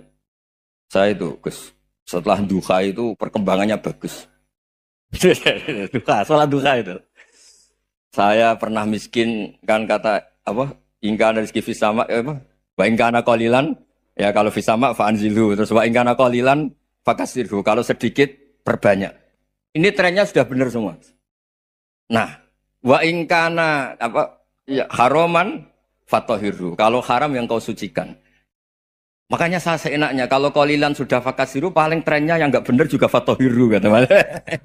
Dia yakin kalau yang enggak benar-benar sudah disucikan Allah karena yang lain-lain sudah dari miskin sudah kaya, qalilan sudah fakasiru, paling yang haroman juga sudah fatahiru gitu. Tak tanya, kamu kok tahu? Polanya sudah ada Gus, karena sang qalilan. Kamu sembrono sama Tuhan kok begitu kan? Tapi apapun itu senang saya. Senang saya sering salah teh, makanya saya mohon yang sekarang miskin, sedang miskin itu ya ndak usah nyesal banget-banget. Kalau ingin kaya monggo lah, namanya orang juga ingin. Tapi Anda harus bangga. Sosial antar kalian adalah urusan nyawa dan itu pahalanya luar biasa. Supaya kita, nah yang kaya-kaya juga boleh GR lah karena pembayar pajak. Dan itu bisa menyelamatkan apa? Indonesia Raya. Begitu seterusnya. Itu yang diajarkan Nabi antawadhu hatta la yabghiya ahadun ala ahadin. Kamu semua harus tawadhu sehingga antar kalian tidak saling tidak sopan, tidak saling liar, tidak saling mendolimi. Termasuk tadi sikap gak jelas tadi. Orang dolim yang sekarang dolim bisa saja tobat. Yang sekarang soleh bisa saja nanti. Semuanya itu mungkin. Kita diajari ya muqallibal qulub tsabbit qalbi ala dini. Jadi keliru kalau kita dalam banyak hal harus tegas gak mesti. Al halalu bayyinun wal haramu bayyinun. Tapi ada wa bainahuma umurun mustabihat. Ada yang wilayahnya itu abu-abu. Misalnya ada perempuan cantik misalnya contoh paling gampang. Kalau kamu ajari secara serius, kamu bisa aja tergoda, jadi fitnah. Tapi kalau orang soleh gak berani ngajarin, kemudian digunakan orang fasik, malah menjadi orang nakal, kita juga tanggung jawab. Kamu mau tegas gimana? Wilayahnya sama-sama mungkin. Wilayahnya sama-sama mungkin. Yang dekat pejabat mungkin terkontaminasi KKN. Tapi kalau pejabat gak dekati orang soleh, punya perilaku yang gak soleh, yang repot juga Indonesia kan?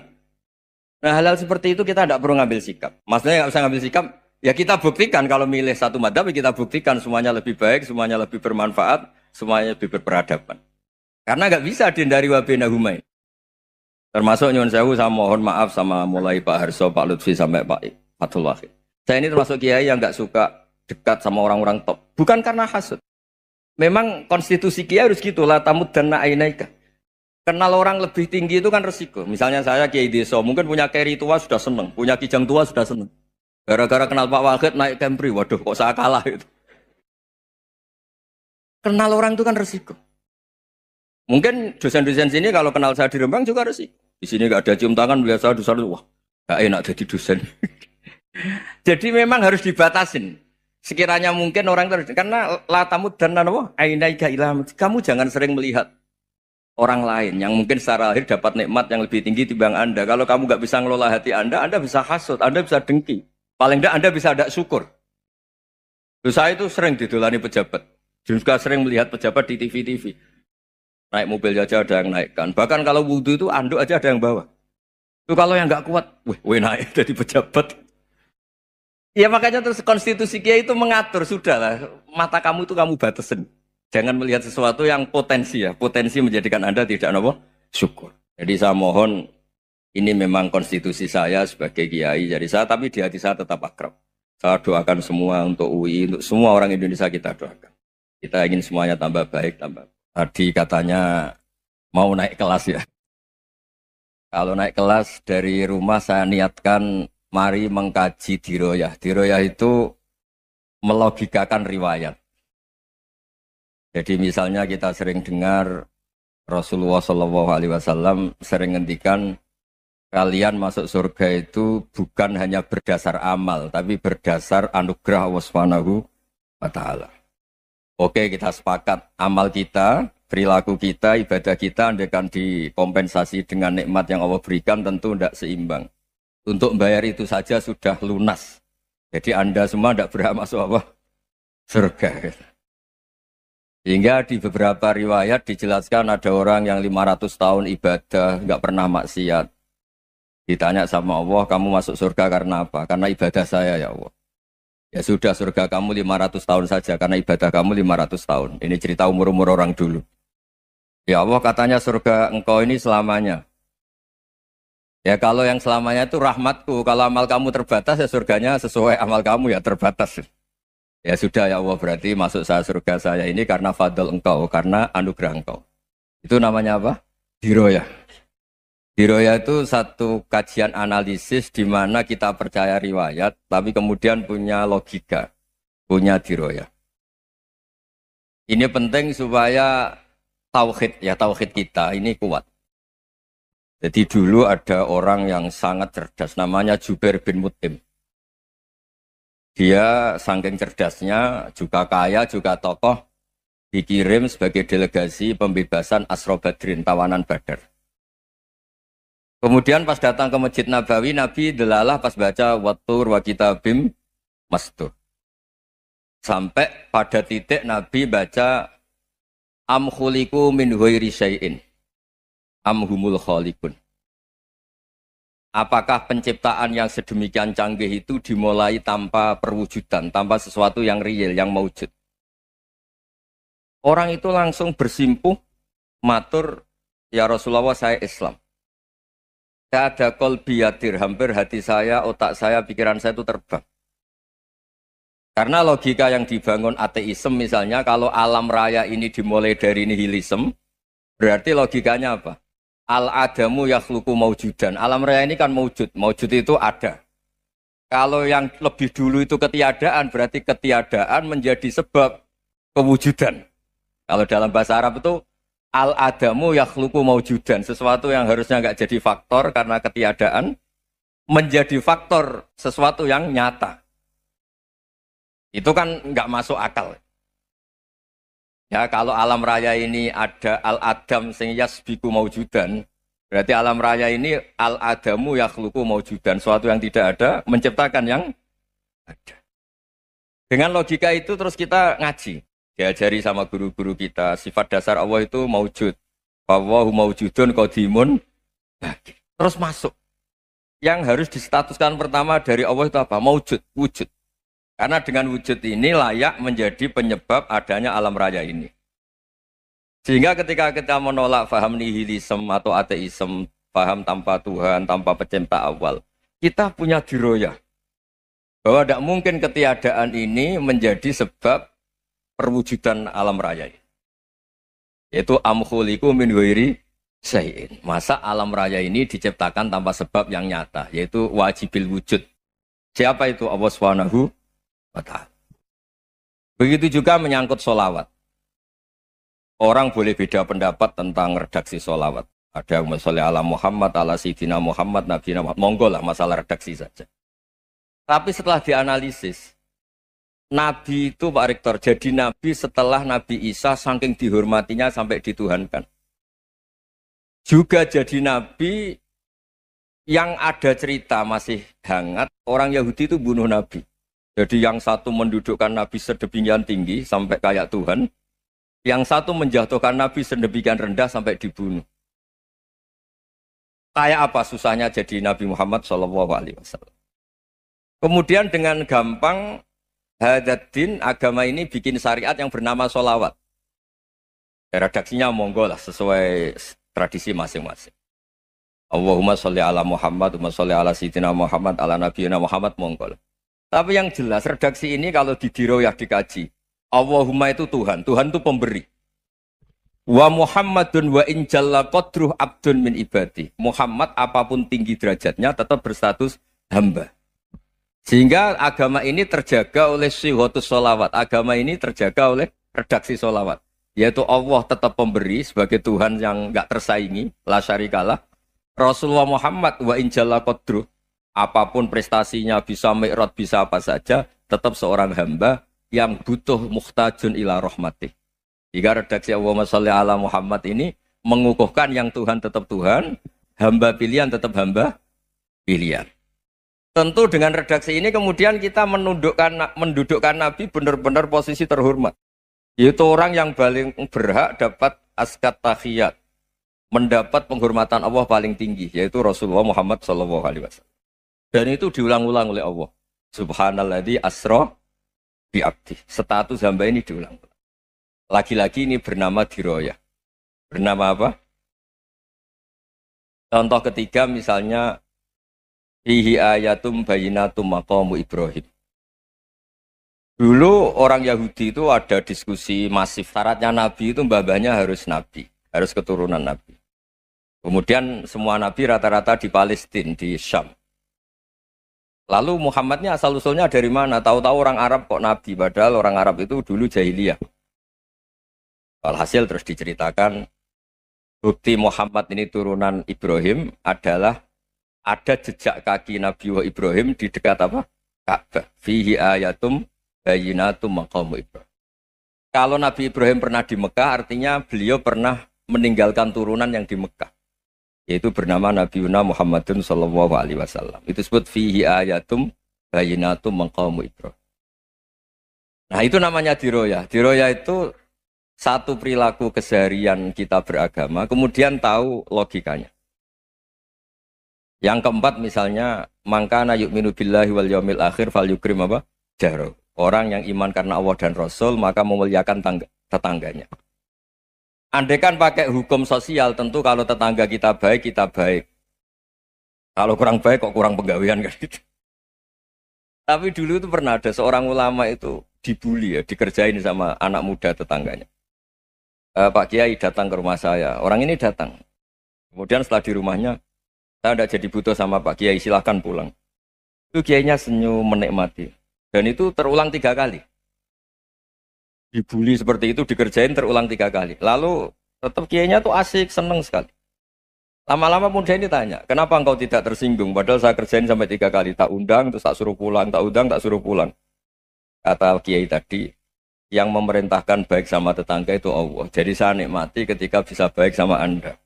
Tidak ada urusannya dengan perilaku Anda yang menolak saya. Nah itu terus kita tahu, memang motifnya kita baik sama tetangga karena iman sama Allah dan Rasul, bukan hukum kompensasi sosial. Jadi kalau mau diteruskan Pak Rektor, saya ngajar di sini ya karena perintah Allah itu orang alim harus ngajar, bukan karena perintah Rektor. Kalau diteruskan. Ya saya mohon juga gitu para dosen, para karyawan di sini kalau nggak khianat dengan UI itu karena takut sama Allah, jangan takut sama rektor. Kalau Anda baik juga karena Allah, jangan baik karena apa? Rektor. Bagaimanapun ya semua kita ini makhluk. Makhluk itu la yadurru wa la yanfa. Begitu juga melihat Indonesia. Melihat saya ini kan ikut di UI itu lama sekali, ikut sama Profesor Zeni dari Profesor Zeni nulis tafsir. Mungkin Pak Hersoyo tahu banyak, dulu Pak Lutfi ya tahu banyak. Tapi saya memang nggak pernah terbuka karena ya memang nggak ingin sebenarnya. Kondisi ini kondisi darurat. Sehingga saya tahu cara berpikir Profesor Zaini, ya tahu komitmen beliau pada UI. Dan pendiri UI memang ya banyak yang dari tokoh NU, Muhammadiyah, dari tokoh-tokoh ormas yang lain memang didirikan banyak orang. Hingga UI memang nggak milik ormas apa tertentu. Dari satu sisi memang baik, nggak dikuasai ormas tertentu. Tapi nanti kalau keterusan ya nggak berbentuk. Ya sudahlah dikelola saja. Sambil-sambil jelas, sambil-sambil kadang nggak jelas. Yang penting ikhlas tadi. Karena kalau terlalu asobia itu jadi repot. Kita ini yang nekuni fikih itu tahu. Kalau tidak kuno itu madhabnya Hanafi. Kuno itu madhabnya Syafi'i. Tahu-tahu seakan-akan Imam Syafi'i itu NU, Imam Abu Hanifah itu Muhammadiyah. Padahal ini orang-orang yang sebelum NU dan apa? Ahmadiyah. Jadi kalau kita yang nekuni ilmu itu biasa saja dengan perbedaan. Tapi kalau orang-orang yang nggak siap dengan perbedaan itu sampai Allah disifati Ta'ala itu tidak terima. Padahal Ta'ala itu maknanya Maha Luhur, yang Maha Agung. Jadi ada seorang kiai kebetulan pidato pertama Pak Rektor. Assalamualaikum warahmatullahi ta'ala wabarakatuh. Ilmu balik kedua ini nggak terima karena itu dianggap bid'ah ada Ta'ala. Hanya dia bilang Assalamualaikum warahmatullahi tanpa ta'ala wabarakatuh. Itu saking asobiahnya itu Allah ditambahi ta'ala itu tidak terima. Padahal ta'ala itu maknanya Maha Agung. Nah itu kan jadi repot kalau asobiah gitu. Kalau kita ngadepi perbedaan itu biasa saja. Karena kita mungkin bacanya banyak, lihat hal-hal seperti itu ya. Berkohnya nggak jelas itu menjadi orang tuh bijak. Ini sekarang nakal, jangan-jangan nanti jadi orang baik. Yang sekarang baik, jangan-jangan suatu saat jadi tidak baik. Semua orang introspeksi. Nggak ada jaminan kalau kita sekarang baik akan baik terus. Nggak ada jaminan kalau kita sekarang buruk akan buruk terus. Sehingga terus banyak kiai-kiai bijak tuh memang lahirnya nggak tegas, tapi nggak tegas itu yang menjadikan bijak, karena sama-sama mungkin. Itu yang disebut laisa laka minal amri syai'un aw yatuba alihi mau yu'adzibum, itu tidak wilayah kamu. Ketika Allah mengomentari orang munafik juga wa yu'adzibal munafiqina insya'a aw yatub. Bisa saja ada yang disiksa, bisa saja ada yang dikasih tobat. Karena pola yang kita analisis itu semuanya menurut kita, bukan menurut kemaslahatan orang apa. Saya punya sekian contoh cerita. Orang yang sowan kiai baik-baik, mungkin bawa gula atau salam tempel, tidak tahu lah. Itu tidak mesti jadi wali. Tapi Kali Joko yang kenal Sunan Bonang, itu kenalnya itu karena ingin begal. malah jadi wali. Tapi tidak usah dicoba. Umar itu nyari Nabi itu mau dibunuh. Tapi malah tobat jadi orang baik. Jadi ini penting ngaji ya, supaya tidak tegas itu, tidak jelas itu kadang baik. Nah termasuk saya juga termasuk dia yang milih tidak jelas. Saya sering gojlok ini, Fajar Hadili ini murid-murid saya sering saya gojlok. Kalau semua sistem pendidikan kayak kampus, kayak UII, kayak UIN semuanya, itu sistem yang bagus karena tertib, jam kuliahnya jelas, mata kuliahnya jelas. Kalau di pesantren itu Pak Harso itu nggak tertib, tapi justru itu enak ketemu di jalan orang berani tanya. Nah ini kalau mbak-mbak misalnya menstruasi, mau belajar haid nunggu semester berapa baru tahu. Itu bisa sekian tahun nggak sholat karena nunggu pelajarannya baru diterangkan. Mau haji juga gitu, nunggu mata pelajaran haji. Kalau nggak jamnya, nggak mau dosennya ngajarin. Ya, kalau kiai kan nggak ketemu di jalan tanya, dijawab. Jam berapa juga dijawab. Artinya Indonesia itu berkah, ada sistem kampus yang tertib. Ya semoga termasuk tertib gajinya. Tapi tertib gajinya itu juga sebenarnya rugi. Saya sering ada pegawai negeri Gus, tolong doain saja di PNS enak jadi. Gajinya tetap. Kata saya nggak mau kalau gaji saya tetap. Kok bisa Gus enak tiap bulan mesti dapat gaji. Kalau tetap nggak naik-naik kata saya. Kalau kiai gajinya nggak tetap, tapi di atas yang tetap kata saya. Artinya Indonesia itu berkah. Kalau semuanya pakai sistem pendidikan setertib ini, orang mau tanya haid ya nunggu pelajaran haid. Bab haji ya nunggu pelajaran haji. Tapi kalau ketemu kiai itu enggak. Ya pokoknya saya pernah di pasar, Gus mau tanya apa? Anak saya keluar darah terus gini-gini. Padahal biasanya haid hanya 7 hari gini-gini. Ya sudah kembalikan ke biasanya rudat hilal adat. Itu enggak usah sowan ke rumah. Juga enggak registrasi dulu, enggak daftar dulu. Ya ini enggak nyindir cerita saja. Supaya ini bukti koalisi beneran. Jadi saya yang kiai enggak tertib jam, koalisi sama yang tertib jam. Jadi kalau semuanya sistem kampus, nanti pertanyaan itu enggak bisa on time, enggak bisa setiap saat. Makanya Indonesia itu berkah.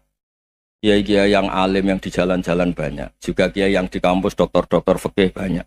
Yang nekuni ilmu umum ya banyak. Macam-macam. Itu masalah itu kalau saling mengadili itu baru masalah. Misalnya kiai ngeluh, nggak enak jadi kiai, tidak punya gaji tetap. Yang dosen ngeluh, nggak dicium tangannya. Karena memang unik Indonesia itu. Kalau guru fikih kok dosen itu tetap nggak dicium tangannya. Karena pikirannya anak-anak itu, wong sudah bayar disuruh nyium. Itu kayak di alam sadar tuh gitu. Kalau kiai itu kan anak-anak gak bayar itu. Ya opanya cium tangan itu. Makanya kalau kiai-kiai tidak keramat bisa mati karena cium tangannya doang itu bisa mati itu kiainya. Ya ini cerita supaya saling menghormati saling. Nah dulu itu perbedaan itu urusan sudut pandang. Ya saya ulang lagi, perbedaan itu sudut. Allah yang Tuhan saja sering didebat sama nabi-nabinya. Karena urusan sudut pandang apa? Saya beri contoh ya. Suatu saat Khalilur Rahman Ibrahim itu saatnya meninggal sama Allah, Israel disuruh. Israel itu Ibrahim saatnya meninggal, ambil nyawanya. Setelah datang ke Ibrahim, ya Khalilur Rahman Ibrahim, saya disuruh nyabut nyawa Anda. Itu Israel dipaksa mikir sama Ibrahim. Hal ra'aita khalilan yumitu khalilah. Kamu tahu orang yang mencintai kemudian bunuh yang dicintai. Itu logika agak benar. Akhirnya Israel kan gak biasa debat. Kan gak dilatih debat. Gak pernah ikut lomba UI debat ilmiah. Dia taunya nyambut nyawa aja. Kembali ke Allah. Ya Allah, kata Ibrahim, hal ra'aita khalilan yumitu khalilah. Masa kekasih bunuh yang dicintai ya. Tapi kata Allah santai. Bilang ke Ibrahim, hal ra'aita habiban yakrahu ayyalqa habibah. Masa katanya dia cinta saya, kemudian ketemu saya tidak berani. Israel mater lagi. Logikanya gini, Ibrahim, masa yang dicintai sama yang ketemu yang dicintai nggak berani? Ya udah ketemu aja. Katanya yang meninggal itu. Artinya kamu bisa saja GR tidak mati-mati karena merasa dicintai, atau ingin mati karena mencintai. Nah, maksud saya, hal-hal seperti ini orang UI pasti gak jelas. Katanya cinta Allah suruh mati ya gak mau. Gak jelas kan? Dibilang gak cinta juga gak mau. Tapi dibilang cinta kalau ukurannya mati juga gak mau. Nah, tapi dalam banyak hal gak jelas itu penting, Pak. Penting sekali. Buatan guyon. Saya beri contoh sekian ilmiah, gak jelas itu penting. Rasulullah Shallallahu Alaihi Wasallam itu dalam banyak hal itu disuruh Allah, memang disuruh supaya ngambil sikap seperti itu. Karena Allah itu punya otoritas penuh untuk bikin orang itu baik atau tidak baik. Wahsy itu yang membunuh Sayyid Hamzah, orang paling dicintai Nabi di antara yang dicintai Nabi. Qatalahu Wahsyun, dibunuh oleh Wahsy. Nabi secara basarnya itu nggak suka sama Wahsy. Sampai cara lahir ya ingin corong Jawa, ingin masuk nol. Tapi apa kata Allah? Laisa laka minal amri syai'un aw yatuba alaihim aw yu'adziba. Itu tidak wilayah kamu Muhammad. Malah Wahsy dikasih tobat sama Allah. Khalid bin Walid. Itu perang Uhud kalah itu karena ide brilian Khalid bin Walid. Pas itu masih panglima kafir. Yaitu pura-pura kalah, ghanimah dilepas, sahabat turun, pasukannya naik, walhasil orang Islam kalah. Khalid bin Walid akhirnya juga masuk Islam. Orang yang secara basariah Nabi itu enggak siap. Kebalikannya juga ada. Sa'labah itu orang sampai gelar hamamatul masjid. Ini pas ngaji mesti ingat. Salam. Dia di masjid terus. Setiap habis salam tuh lari. Karena istrinya nyuwun sewu masih berpakaian yang tidak pantas. Kenapa engkau terburu-buru pulang? Pakaian yang dipakai istri saya sekarang saya pakai. Ya pakaian sarung itu kayak Pak Rektor kan fleksibel. Ini khusus mau Ramadan. Tidak akan sarungan terus. Gak usah khawatir. Jadi ini tadi sudah perjanjian. Saya yang kiai celananan, beliau yang rektor pakai sarung. Jadi iya. Supaya itu barter madhab. Tapi hanya sekali ini aja, bukan. Jadi jangan diharapkan ini jadi tontonan terus-menerus. Dan ini barter madhab. Saya sama Profesor Kores juga sering gitu. Saya pakai sarung yang dihadiahi beliau pakai sarung yang dihadiahi saya. Memang itu tradisi Islam. Tahadau tahabu, kamu saling memberi hadiah maka kamu saling mencintai, bukan riswah, bukan riswah. Walhasil terus Sa'labah ini saya didoakan Nabi supaya saya kaya, supaya tidak sering ganti-ganti pakaian seperti ini sama istri saya. Jangan-jangan kamu miskin itu lebih baik. Ngotot minta didoakan. Didoain Nabi kaya terus lama-lama ninggal sholat, ninggal jamaah. Itu Allah belum tersinggung. Yang mulai awal tersinggung itu kan saya sering fatwa di mana-mana, sering memberi saran. Mumpung kamu miskin itu sering sedekah, karena kalau sudah kaya itu tidak bisa. Saya memberi analogi gini. Kalau saya masih santri miskin, punya uang 100.000, diminta guru saya 50 tak kasihkan, padahal itu 50%. Punya 2 kambing kurus, diminta guru saya 1 pasti tak kasihkan, padahal itu 50%. Jadi kalau punya sapi Brahman atau sapi limusin yang harganya itu 100 juta, punya 2, diminta 1 boleh enggak? Enggak boleh. Saya punya motor butut 2, diminta teman saya 1 boleh, tapi kalau Davidson Harley itu enggak boleh itu. Nah, walhasil itu kalau kita miskin, misalnya kita zaman kuliah atau zaman mondok atau zaman apa saja, punya uang 100.000, narik temannya sampai 50.000 kan biasa. Tapi setelah 1 miliar, berani enggak kamu kasihkan 500 juta? Sama-sama 50%. Enggak kan? Nah salah apa gitu, ketika zakat masih per 40 kambing 1 kambing itu sebenarnya kan masih ringan. 41, 82. Kambingnya itu sudah mabenal jabalen. Barang dihitung zakat karena sudah ribuan, jumlahnya sampai 400 kambing. Banyak lah pokoknya. Terus kata Salabah, ini pemerasan. Karena jumlahnya besar. Allah tersinggung karena nabinya dianggap narik zakat itu dianggap khorot, dianggap pemeras. Allah tersinggung kemudian fa'aqobahum nifakon fi qulubihim ila yaumil. Dia ditedir munafik. Semenjak itu terus tadi kembali gak jelas tadi. Jadi kalau makanya itu pakar-pakar akhlak ya, pakar-pakar etika peradaban. Itu tertampar betul ketika Nabi urusan ilmu itu mengabaikan itu kalau sudah urusan ilmu. Misalnya begini, ada urusan ilmu, ada mbak-mbak cantik atau ibu-ibu cantik. Itu dalam Islam itu diajarkan jangan sopan-sopan banget. Kata Nabi, karena kekuatan ilmu itu di atas kekuatan akhlak, di atas kekuatan adab. Ya nisa an-nabi lastunna ka ahadim minan nisa. Ini taqaitunna fala takhdu'na bil qaul. Fa yatma alladhi fi qalbihi maradun.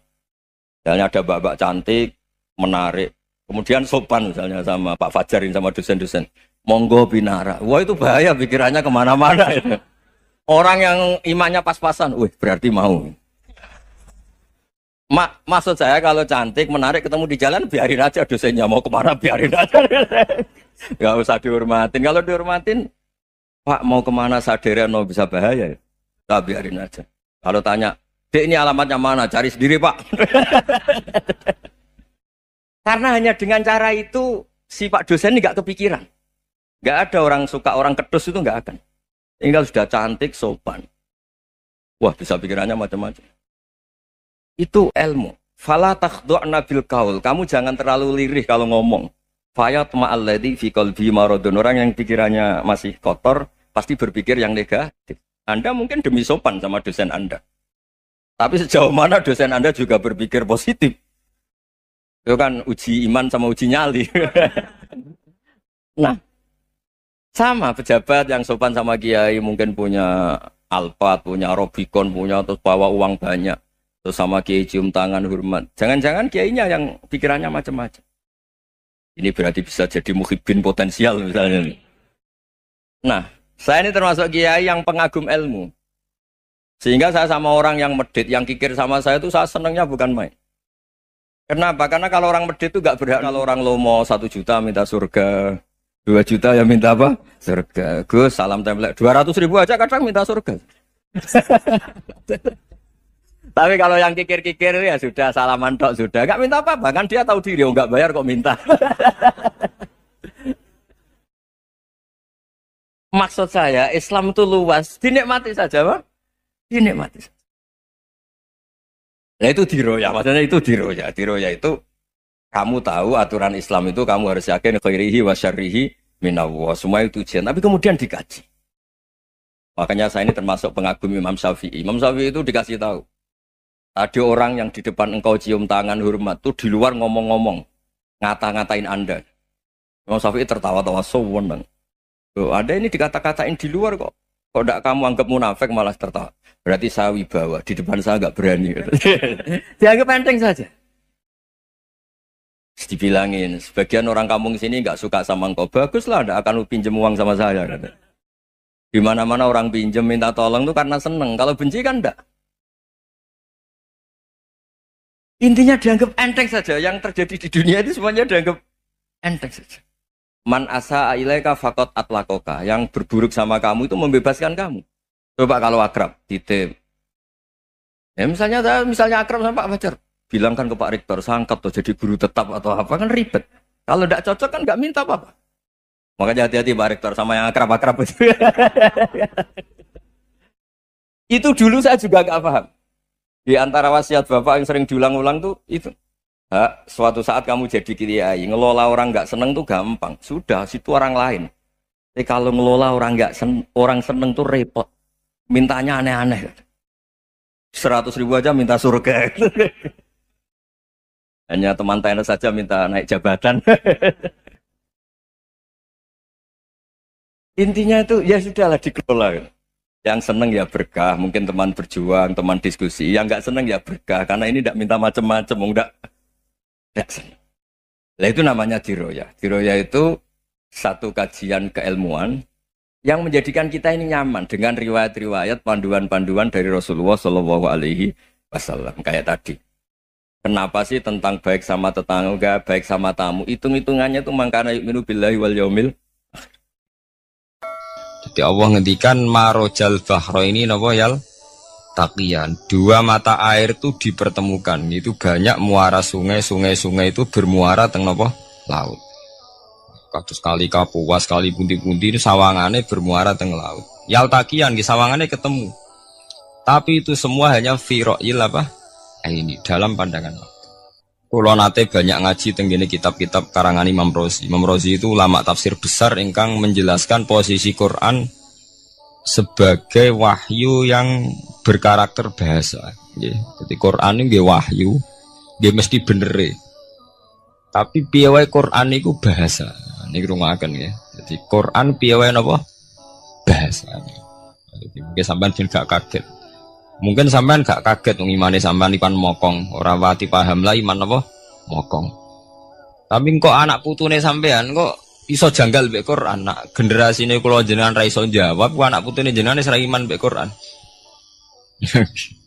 Iman raturan, jadi gak diilmiah. Contohnya ngeten nggih. Ketika banyak ilmuwan itu bisa dari orang Islam piyambak, dari orang Barat, baik itu sekuler, orientalis, Kristen, Katolik, macam-macam. Ketika banyak ilmuwan itu penemuannya lebih diakui secara ilmiah ketimbang tulisan-tulisan agama, itu kan menimbulkan keguncangan. Ndadekno iman iku oleh. Misalnya ngeten sing terkenal. Mungkin jenengan sering pireng. Nabi nate dawuh bulan itu ning langit ketiga. Nah, srengenge ning langit keberapa? Kok terus terakhir langit terakhir itu sing dinggoni Jibril. Nggih. Terus ketika wonten berita bahwa para NASA Amerika itu bisa naik bulan. Rata-rata kiai desa dulu gak percaya. Nabi Muhammad sing nabi nak munggah ning gone bulan tak pamit mbek Jibril ngono ae ra mesti dibukakno ngenteni diintegrasi saiki sapa Muhammad wis sapa Jibril dibukakno. Itu satu contoh. Kula dek dalu ngaji kalian santri-santri kula terangaken. Jadi masalah utama umat Islam itu antara lafat ngene iku luhut iku terus diimani nganggo karpe dhewe. Lha iku sing dadi masalah utama. Luhut ya bahasa itu diimani menurut karpe orang menurut karpe ilmiah. Contohnya gampang kan, sampean bayangno langit itu apa? Langit itu satu wilayah, satu area yang digoni malaikat, satu area yang tidak tersentuh. Kemana bayangno langit itu satu area yang tidak tersentuh. Sehingga ono kabar nak bulan yang langit ketiga kok terima menuso dok bulan terus sampean ora percaya. Gue dianggap masuk wilayah sing wis wilayah Jibril.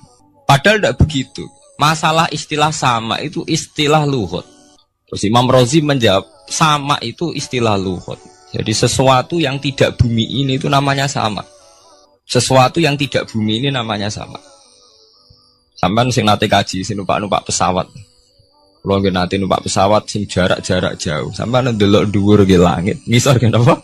Langit sampai nak buka tong pesawat sing jendela. delok ngisor ngeten nggih langit, delok dhuwur nggih napa? Langit. Sebab itu istilah langit itu hanya untuk menunjuk, istilah sama itu hanya menunjuk sesuatu yang tidak bumi. Terus Imam Razi mencontohkan Allah dawuh alam taro kaifa daraballahu masalan kalimatan kasajaratin apa thayyibatin asluha sabitun fil ardi wa far'uha apa fis sama nggih. Asluha sabitun apa fil ardi wa far'uha apa fis sama. Kalimat thayyibah iku kaya wit sing thayyibah. Ngene iku wit kurma. Asluha sabitun fil ardi. Akare wit kurma menghunjam ning bumi. Wa far'uha fis sama. Cabang-cabange utawa dahane fis sama. Ya artinya kan sederhana to nggih. Wit kurma iku dahane fis sama. Sama artinya mosok kaya bayangane sampean sesuatu yang bener-bener gak tersentuh. Wong dahane wit kurma fis sama. Jadi kasajarotin apa? Thayyibatin asluha sabitun fil ardi wa far'uha apa? Fis sama. Sama to mriku mosok artine lemu angit sing enggak terjangkau. Wong artine kaya wit kurma sing akare menghujam ning bumi wa far'uha apa? Fis sama. Dahan-dahane utawa cabange fis sama. Sebab itu istilah sama tenggene Quran itu menunjuk satu arti yang tidak bumi. Nah, sama delok teng munjid, teng kamus-kamus mutlakul uluwi, sesuatu yang atas itu sama. Paham gitu? Sebab itu ketika ditemukan, nah ini kalau cerita astronomi, ane iman itu dibaringi mbek ilmu. Nah, cara ilmu falak, cara ilmu astronomi, bumi itu kan berputar. Ketika kita di atas, kita ngalami siang. Ketika kita di bawah, kita ngalami malam. Ora kok srengenge ambles ning bumi lho. Lah nek srengenge ambles ning bumi logikane kan mboten masuk akal. Mergo srengenge luwih gedhe, mosok iso ketelan barang sing luwih cilik. Nah, tapi kenapa istilah-istilahnya kok hatta idza balagha maghribas syamsi wajadaha taghrubu fi ainin hamiatin. Nak wis wayahe sore, ben delok srengenge sawangane ya surup ning mata air. Angger sore sampean delok nang gunung, nggih. Nak sore sampean teng gunung, sampean delok srengenge ya sawangane ambles teng laut. Wajadaha taghrubu fi ainin hamiyah. Lah itu jalan keluarnya apa ya? Kayak Imam Suyuti ini fi ra'yil aini sawangane. Dadi piye wae Quran itu pakai lugat, tapi balik ning istilah sawangane. Jadi Quran itu tidak mesti memutuskan sesuatu itu sak mestine. Sawangane firoil ain. Ya podo kaya air tawar ambek air asin. Sawangane ketemu nyatane keudek-udek. Wong sangka sungai mengalir ke laut. Tapi sawangane Allah tetap bikin karakter masing-masing. Dan keduanya tetap sesuai dengan karakter masing-masing. Jadi ahli fisika nu paham betul. Benda mbok adu kaya apa tetap mereka bawa ciri masing-masing. Go kabeh nggawa gene masing-masing. Berarti ketemu sawangane tok hakikate ndak pernah mau napa? Ketemu. Ya jenenge firoil. Sebab itu banyak ayat-ayat yang terjawab oleh teori firoil ini. Dia niku sawangane. Jadi niku masalah-masalah ilmiah yang bisa menjawab beberapa kejanggalan nggih. Yes. Beberapa kejanggalan dohirin nas agama. Sampeyan kudu paham ngono. Mergi banyak sekarang misalnya kayak manusia itu ketika bisa deteksi janin, ahli dokter kandungan lewat macam-macam peralatan itu, USG macam-macam, mak saged ngerti janin itu lanang atau wedok. Nah, di segi kuno ada 5 perkara sing roh apa tok, kapan udan, kapan wong mati, terus sing ning jero kandungane wong wedok itu lanang apa wedok sing roh Allah tok. Kiai kuno ngoten. Tapi sakniki wong paling percaya urusan mati tok. Urusan udan secara falak, secara astronomi sangat dideteksi tuh. Wong falak itu bisa ngerti iki musim rendeng, musim ketiga. Pergerakan angin sampai ndelok ning perkaryaan cuaca rata-rata bener. Nggih betul. Musim angin, musim hujan, musim kering. Secara ilmiah gini ku wong gini ku setelah kita nentukan ora ana lanang wedok ning gone kandungan wedok manusa roh sing roh apa tok. Sing mari keliru sampai nentokno lanang wedok. Wong apa mau dawuh wa ya lamu mafil arham. Hanya Allah yang tahu apa yang di rahim. Ma itu cara nahwu itu mubham. Ma itu tidak harus menunjuk laki atau perempuannya. Ma itu lafadz sing mubham. Apa saja, ya kan bisa terkait nasib, ya, bisa terkait kesehatan, bisa terkait gennya normal ndak. Tapi tahu-tahu kita lewat perasaan kita piyambak nentokno wae alam fil arham lanang wedo. Itu yang bolak-balik mulai agama rusak itu tadi. Sesuatu buat makna ini menurut karepem dewi. Iwak tunggale Allah dawuh wa ma min dabatin fil ardi illa ala wahi napa. Wis gua kabeh sing gremeng ing bumi Allah nanggung rezekine. Cara Allah mulai ambekan ya rezeki, sampean ngirup oksigen ya. Iwak akal-akalane sampean bang rezeki dhuwit. Sehingga ketika kira di dhuwit terus janggal jare wa ma min dabatin fil ardi illa ala rizqu aku ora di dhuwit ora di beras. Nah, itu jenenge maknani Quran menurut karpe dewi. Nah, semaring rusak tatanan bolak-balik terus nuruti karpe dewi. Niki durungaken sanget nggih. Jadi ada masalah-masalah agama. Sing tahu-tahu kita punya pengertian menurut karpe dewi. Ngene ku wau, misale wonten dawuh wa ma min dabatin fil ardi illa ala wahiris kuha asal jenenge dabah. Pokoknya makhluk urip mesti dijatah rezeki masing-masing. Rezeki ku cara Allah mulai ambekan udara, kesehatan, sampean gak diantem tsunami, gak diantem gempa niku rezeki. Tapi manusa di bayangan dhewe rezeki ya dhuwit. Duwe beras kathah. Nak panen kathah. Tapi manusa iku pengetahuane manusa mulane jare pangeran wa kanal insanu zaluman jahula. Manusa ujung-ujunge iku ya zalim ya bento. Jadi jahulan ora jahil itu maknanya bento, nak jahulan banget bentone. Lah kok mboten bento sepundi? Ketika sampean nganggep rezeki ku artine duwe akeh, pangeran ngelingno, duwe akeh kowe setruk yo ora iso nikmati. Ya sumpah. Nggih mboten. Ketika kowe bayangno rezeki ku beras akeh apa-apa akeh. Terus kowe kecelakaan utawa duwe penyakit-penyakit apa ya sumpah.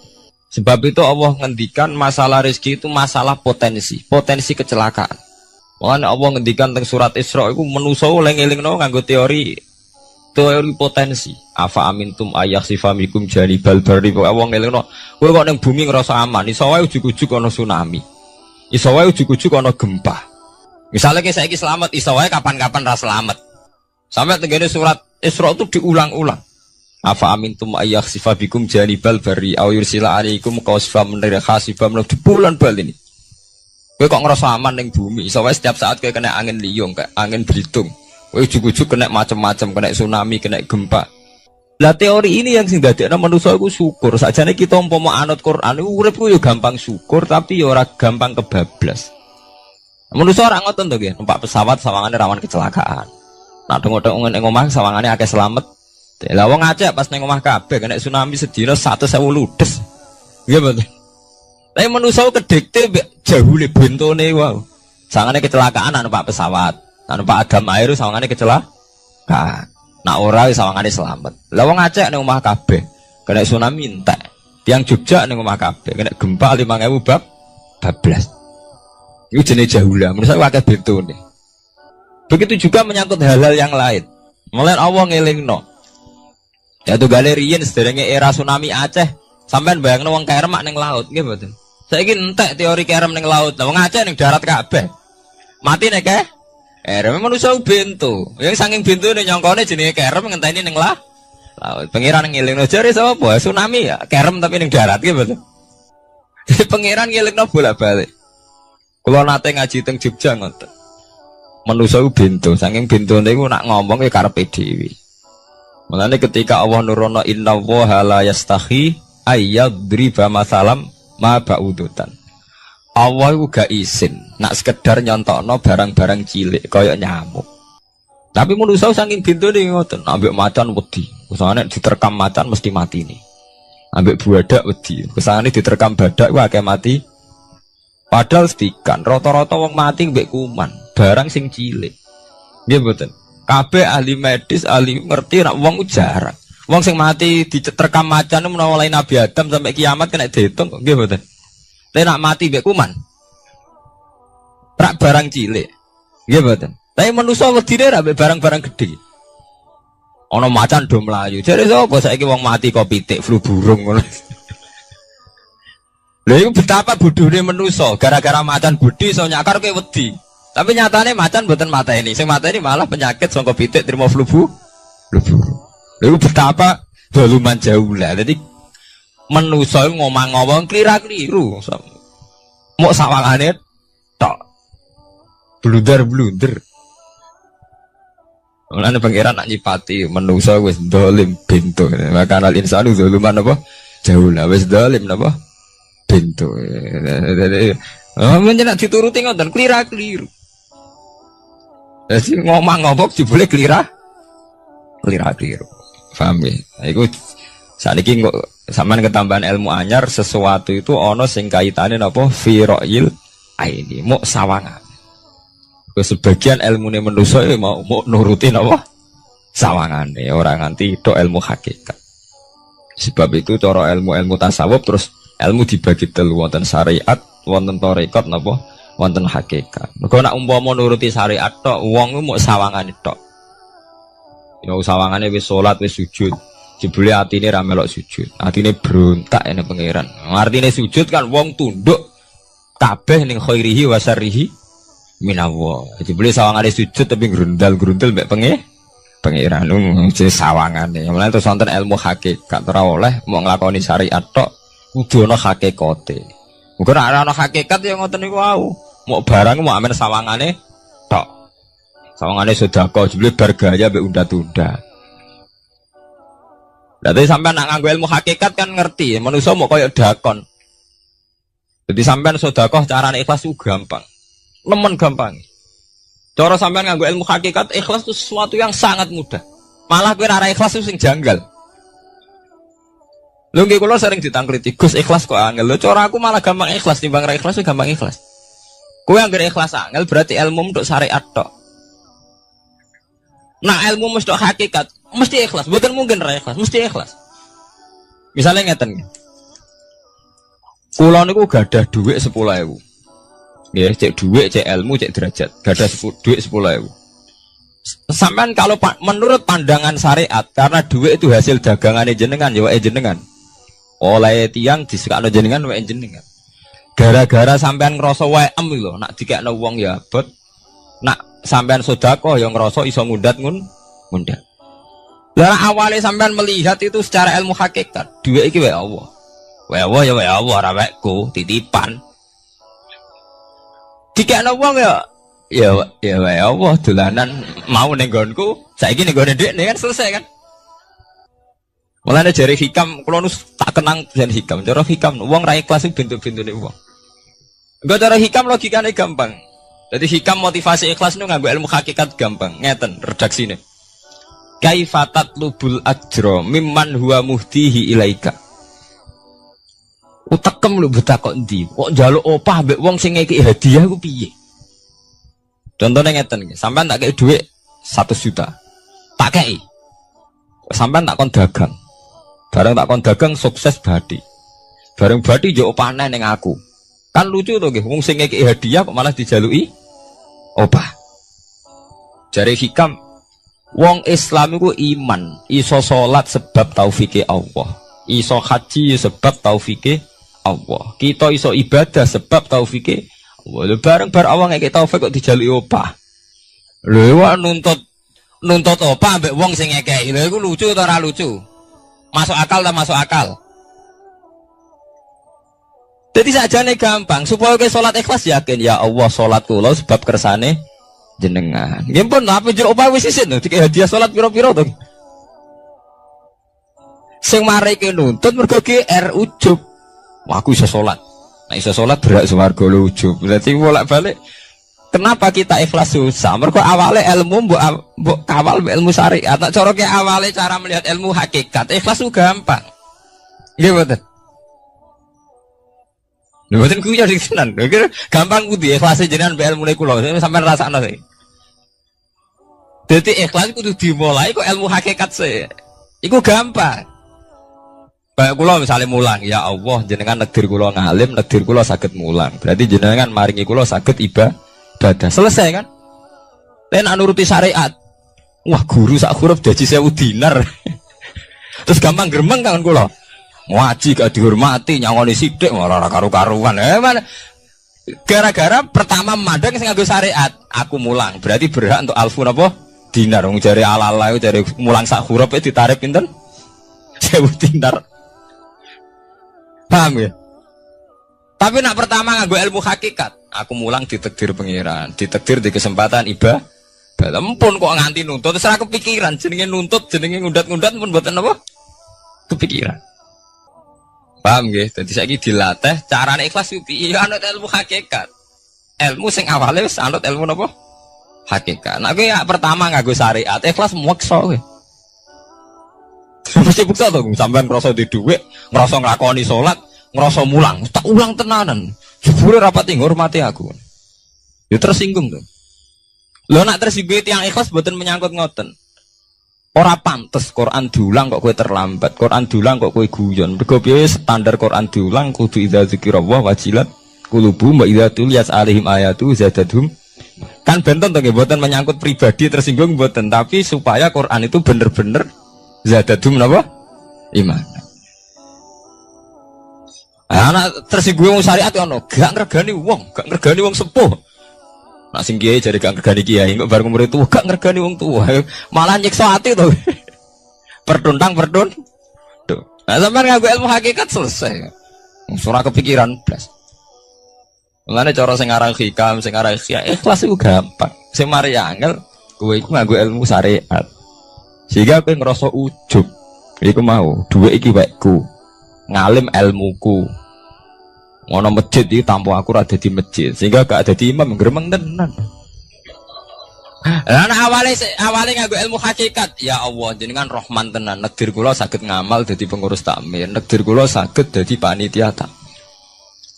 Nggak misalnya sing dadi imam wong liya, kula alhamdulillah Gusti sakniki masjid rame, cik imame kula cik mboten penting, butuh kula niku ramene masjid. Wong kula pengurus takmir maksudnya ngrameni napa? Ya, takmir zaman akhir ngerameni masalah. Jadi masjid tetap gak rame, masalahnya apa? Rame kan. Maksudnya takmir masjid lah ngerameni masjid dong, bukan ngerameni masalah apa? Masjid. Paham ya? Berarti fi ra'yil aini ing dalam pandangannya beripat. Bainahuma barzakhun. Bainahuma iku tetep ing dalam antarane bahro ini.